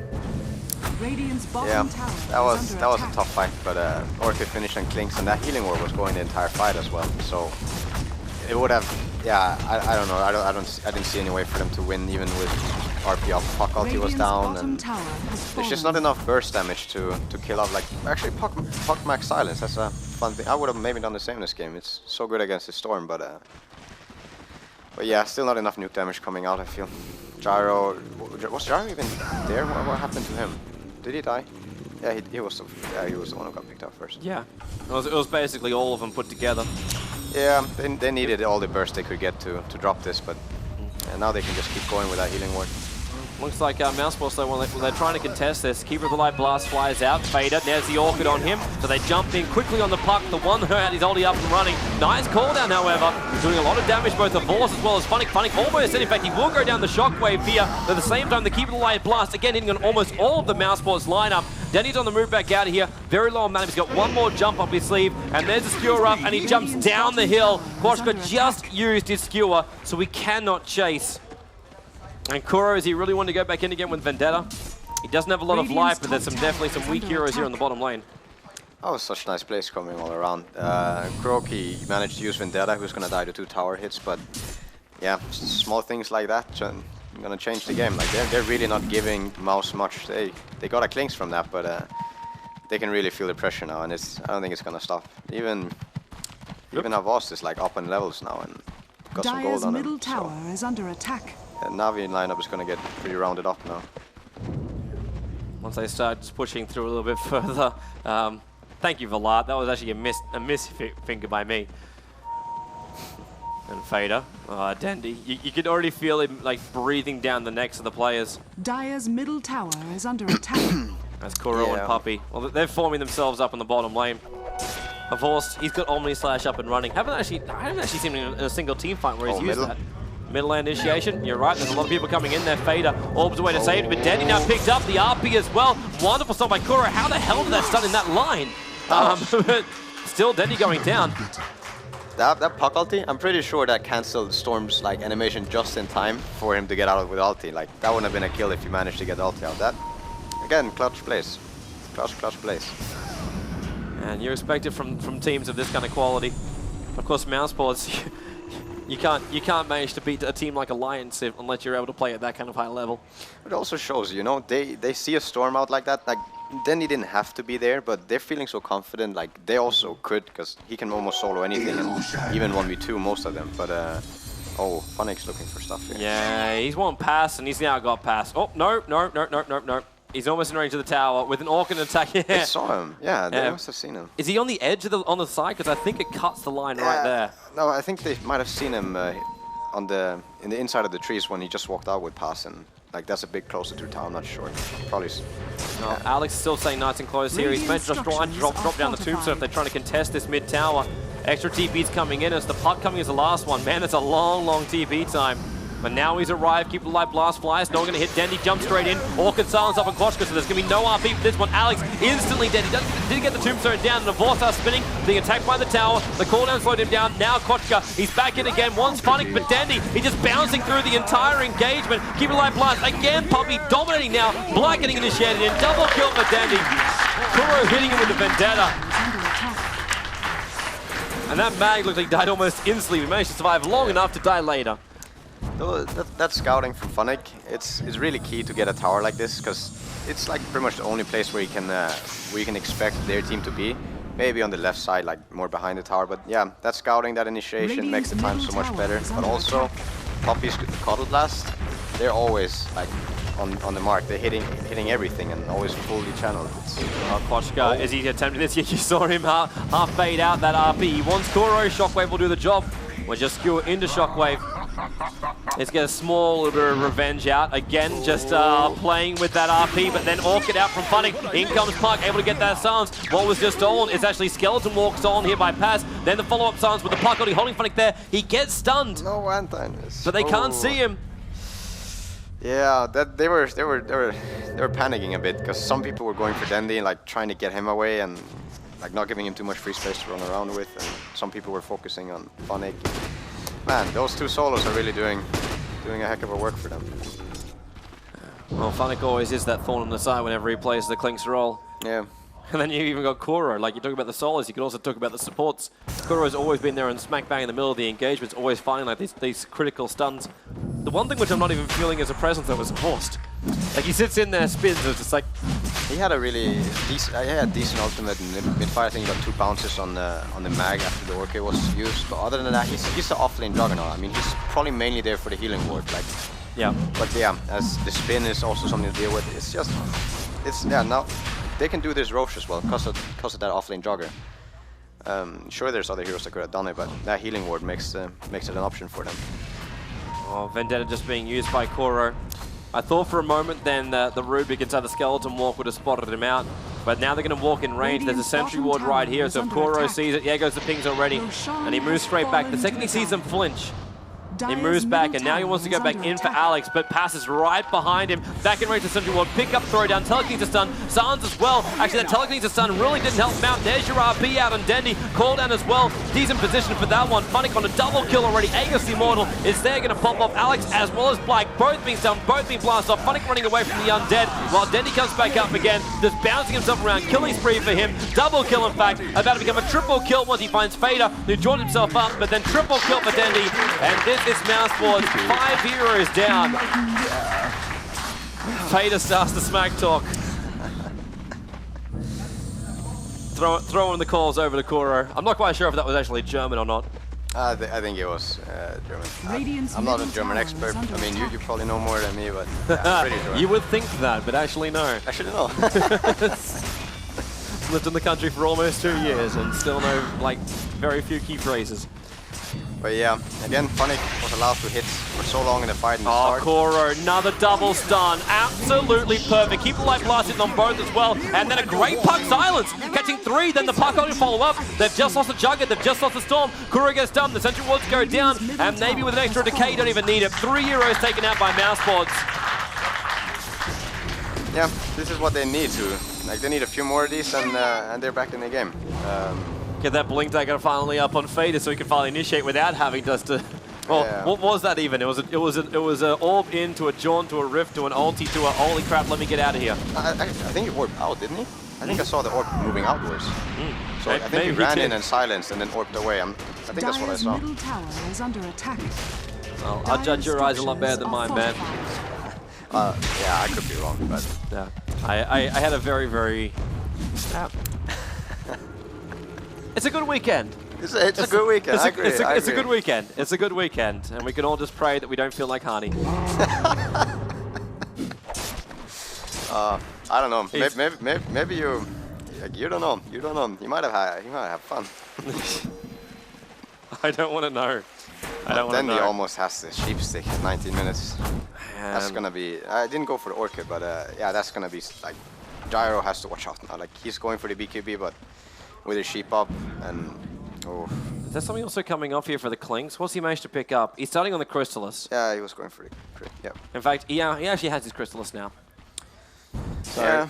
Bring on the crit, bring on the Daedalus. Is that fast snipe off kind of style? Yeah, they still have really nice turnaround potential with the big ultimates from Mouse though. Like if they get another fight like they did before, they're gonna be close to finishing Blink on Mag, and they're probably gonna have a Blink on Puck. So they just need to hang in there. But I'm not sure if Navi's gonna let them with that sheep coming up. Dire's middle tower. Yeah, is Phoenix under attack. still hitting supports 3 times before they die. It's gonna be difficult, man.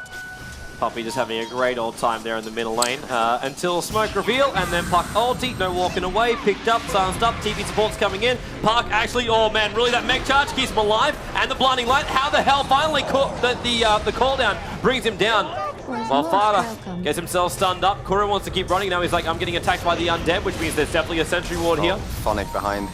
Oh, did he really? He's just straight in behind and right on top of the Radiant Sentry Ward. So Black actually picks up a double kill from this one. Some really good gold from that. Then he's still going to jump himself in. Alex, he's up inside his Ultimate Fawn, and there's the Juggernaut slice and dice.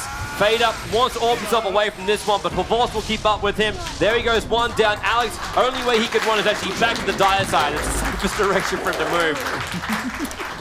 This is now double the kills, 11 to 22, 21 minutes in. That was really beautiful play by Navi again. Phonic was a bit out of position in a way, but he managed to pick off the mag right away, which makes everyone else have so much more space. Like Puck ulti was down, then he only has to worry about Puck silence and maybe the Rubik's stun. But yeah, it was still like beautiful coordination between Havost and Dendi. And the fact that Black was still able to kill off Puppy there, because that would have been the ultimate like insult if they weren't able to kill Puppy after they initiated him with everything he's got. He pops off the mech. Yeah, he's a really rich coddle, this guy. There's been a lot of creep waves he's been nuking down. It is amazing how much farm he can get. Maybe overstepping bottom, or no, he's got some. Pervorce never overextends. Pervorce dies precisely when he means to. RP, and then what a spin. No damage whatsoever, looking for the skewer, and he has to skewer straight through the spin. Elias a little bit too long. Kuro with the stun through the rear. Black still got the call down, but Avos is the only man who's even caught inside that. And the Coddle Blast hits on 4 heroes, and Avos still going to get nuked down, but funning Avos, he'll tick from the Urn Charge from the Undying. Black able to get himself back out a little bit further out to safety, while the Puck Goldie tries out Funnick in position, but well, there's also the Rubik toss-up. That's one way to do it, but it's 2 for 1 right now, and now also Puck being brought down by Dendi. He's got another quick jump in him, but not enough though. Pass, able to finish him off, finally getting that kill off, walking around with a Vendetta hit, and Funnick right behind him. Pass tries to hide in the tree line, TB out, they should have a stun. They don't even need a stun, they just kill him off the old-fashioned way. Yeah, but actually that could have been so bad for Mouse, but Pass had a really nice steal in the start of the fight. He stole the healing ward, and it was going for... Then he went that away. Come in for Alex. Keep it light blast, can miss on almost everything until Alex remains there. Fader also silenced up in the corner. That's the one that was searching for. And then Denny with a quick jump slows down Alex enough, and the Coddle Blast, Coddle Chakra again, gives Denny that last bit of mana so he can jump it down. Radiant's top tower. Oh man. Those solos really are doing so. Like Dendi is doing so much work this game. But as I said before, the fight could have been really bad. But that healing ward, I think it healed everyone like 40% more HP. That was like half an Aegis for everyone almost. But then also the Vendetta steal in the end was kind of cute. And then he like hit one guy once and killed him. Brings him off. Blink stun. Doubles. Look at Kuro. The double stun from him into the Spine Carapace, almost asking Black to attack him. And Black got off the Rocket Barrage. Call down as well. Lavorce just moved himself a little bit further down. The healing wall's still there. I still laugh that that thing doesn't die to a call down. And Black finally just picks it off. Lavorce ultimate. Black walked away from the creep wave. There's a level 2 ultimate and the follow-up from Kuro with a blink, skewering them both in range of the tier 4 tower with the shockwave. A quick undying to come in with a decay, and that's a Vorce death. Puck throws the Ollie out in Vorce. Well, he dies nonetheless. Kuro, well, he also takes a fall. Last point of decay, and they just keep chasing him down. Their sentry wards on the deck. Dendi, however, has basically full mana right now, so there's no way they can kill him off. He'll just jump himself. He gets decayed off a little bit. That's 2 points of decay. RP being baited out by Mag. You see this train coming for you, and you're like, you're Oh! Mag, RP, hold him, death. Oh, He could have jumped a lot further than that. He was teasing them so much. I love this game, like the whole healing south thing in the start. They're playing like till the edge, the Navi at the moment, but it makes a psychological impact on Mouse. Like they have to play like this now. They have to. They're not gonna move away from each other ever again in this game. They can't do that, and they're gonna commit so much to a kill if they get the chance to. On the bright side for Mouse, they'll at least claim a tower right now. T1 tower gets to go down the middle lane. Of course, there have been some games in this competition where not a single tower was able to be claimed against Na'Vi. I'm not referring to anything, man. We got one tower, man. Did you? Yes. One tower, I think we did. I don't remember that, man. I don't remember that. In fact, I think you didn't get a single kill in that second game. No, maybe that was it. You got a tower, but you didn't get a kill. Yes. No, it wasn't in the second game. I think we had the tower. I'm not sure. I remember Trixie asking, saying, can somebody walk into our well? Yeah, so we didn't get a kill. It was 0-16. I remember that. Yeah. Oh, man. But yeah, I think we got one tower. But Mouse held up a lot better in the first game, I feel like. This game... Oh, Funnick. And there's the mag. He comes out of his invis room, which he had. And Funnick, come on, man. Go it. Oh, Go it. Oh, no, I thought he was... He wants the Daedalus to run out. It's coming out in the corridor right now to him. So it's a full Daedalus for the Clinks, 25 minutes in. That's 2 hits and Puck could die. That's... Actually, no, it's not. I thought it would be, but he didn't get it up. He got the BKB instead. And now Kochka, wow. Okay, so Kuro stunned and then follow up with Avorst with his ultimate. Yeah, Kuro, I don't know though. Like usually when you see a support in nukes, they don't have that much. But Kuro always seems to get that really early Blink Dagger and items on top of it. And then he gets to play around so much. But he's doing great on it. Like, yeah. Considering he's about to pick up a Dagon. Yeah, it's looking pretty good for Kuro. And that Puck, oh man, that's really not a fun thing to do. The all flies out and just walk in with a spike carapace to get the sun on the Puck. Makes for a very big opening if you want to try and run it. Meanwhile on the bottom lane, it looks like Funnick is just soloing the bottom racks. Pick up from pass. Dendy of course can jump in at a moment's notice. But yeah, with that BKB pick up on Funnick, they kind of have to commit the mag ulti to him now. Otherwise, yeah, he's gonna be able to make Gyro disappear. Basically destroy everybody. Yeah. Like what else? Yeah, the mag RP is the only form of control. Yep. Even if something is stolen, there's still nothing else on the Na'Vi side that will control him. That could be stolen by Rubik. So their other option is hope he just walks into something, maybe slightly invis, like, yeah, what's up, man, and then initiate it before he can get the BKB off. Rubik's stun is good for that, but he doesn't have a blink and he needs to watch out so much. Like one Orchid, one hit, could die. Yeah. Or 2 hits maybe, yeah. Maybe 2. Maybe 2. Unless the Daedalus comes up, then maybe 1. Yeah. Roshan time now for Na'Vi, and this is very, very simple for them. They've got really good warding across the map as well. So if mousesports try and rotate over to try and contest it, they'll instantly know about it. But I don't think mousesports are even wanting to, and they will never obviously get there in time because it's over. Nah, that was an easy roll for them. I mean, then you drop the healing ward, you take no damage, and you got this guy called Clink that does all the damage in the world. Yep. The Coddle synergizes so well in this lineup. Like the whole Coddle nukes thing is powerful, but then the mana thing on Storm in fights, the mana thing on Clinks sometimes gets into mana issues. But and then yeah, Puppy Coddle, you can get those 5-man Illuminates. So why not? It's only the Puppy Coddle that does that. Well, this game it's he's been like hitting so many of those, but yeah, his Coddle overall pretty impressive. Mag getting close to Blink as well now, so that's something. Also see Avorst now being 500 gold away from having an Aghanim Scepter. He always likes to do this whenever he plays the offlane Juggernaut. It's just straight Aghanims if he can get it. And this one he had to go drums first, and he's a long jump in there. And now looking for the RP. Oh, he got silenced instantly, and then the Juggernaut just jumps around him. Spins as well. Kochka, Keeper of the Light Blast, actually gave the extra damage to get the kill. But Funnick's on a double kill. Then he tries to jump in. The Spike Carapace that was returned actually gets the stun off them. And Kuro holds fire there. There's your Dagon. Funnick with a triple kill. Then your RP. Nice shockwave, but then a Keeper of the Light Blast again flies out. Dendy over the top. And this looks to be GG. Na'Vi will take the bottom rack. And there is the call. GG, well played. mousesports will be eliminated in 2 games.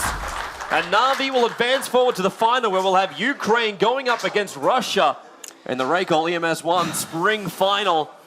The Europeans are all out. That was really incredible play. That was some game.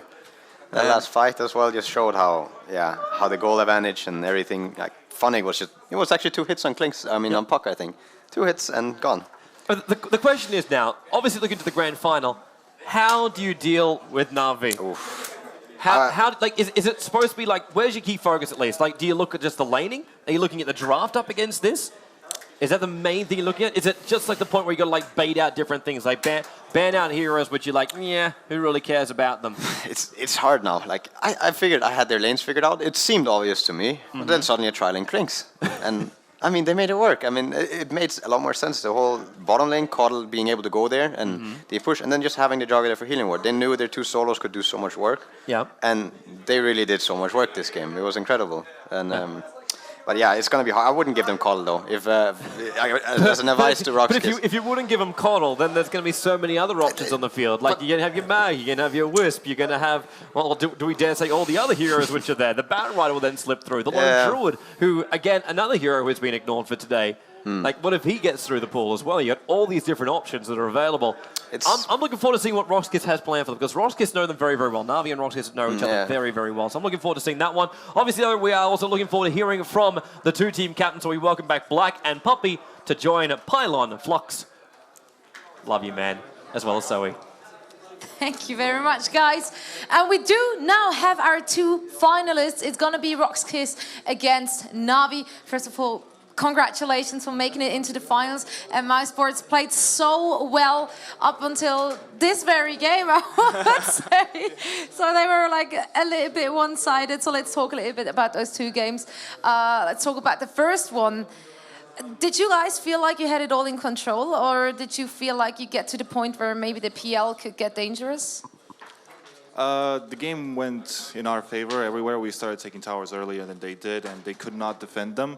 So we had some key moments, seriously, key moments. We 3 ganked middle, the Magnus and stuff. This is, come on, who does that?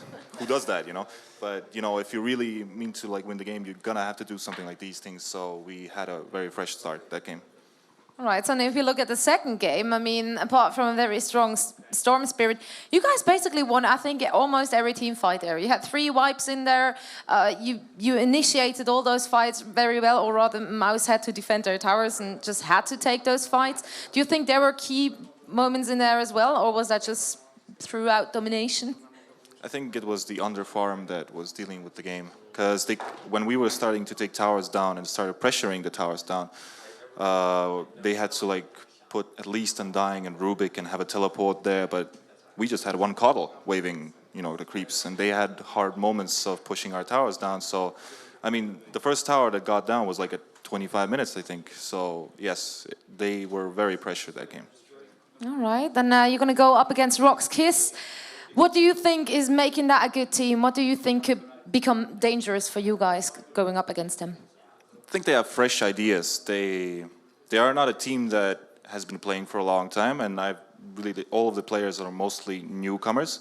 They're not old school players, and like we see right now, the new players are actually dominating the scene. It is true, but well, not in China. China's got its old stuff. But to be honest, Faith is also a kind of a newcomer, and they have like this kind of a combination of a newcomer or not. But the point is still that it's going to be a hard game because they have fresh ideas, and we're going to have to try to beat them. All right, well, we can't wait to watch that game, and also we can't wait what Black has to say. Yeah, I've got Black here from mousesports. Unlucky, man. Didn't quite go your way at all in either of those games. In the first game there, you wanted to get the PL. How close do you think you were to get in exactly where you wanted to be with that strategy? The thing was, whenever better had jumped one of us, we should have just abandoned that guy, but instead 4 of us ran in, and then the whole team died, and we lost 2 towers because of that, and then the game just snowballed from there.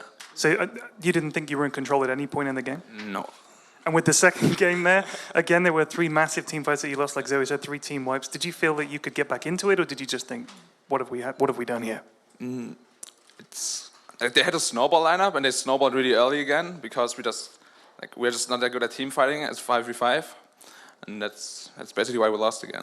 So obviously Na'Vi now go through to the final to face rox.kis. How do you think that's going to go out? I would say 3-1 for Na'Vi. Really, 3-1 to Na'Vi in a best of 3? Is it a best of 3? Yeah. They're so good they even get 3-1, man. I think it's a best This is of 3. how it's going to happen. Yeah.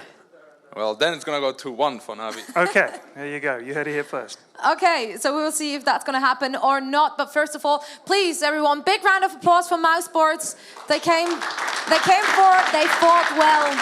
It was amazing to see them here during this tournament. And now we do have our finalists. And before that, we're going to take a break. But before the break, we're actually going to have some more interviews and insights for you guys at home. So stay tuned, and we're going to be right back.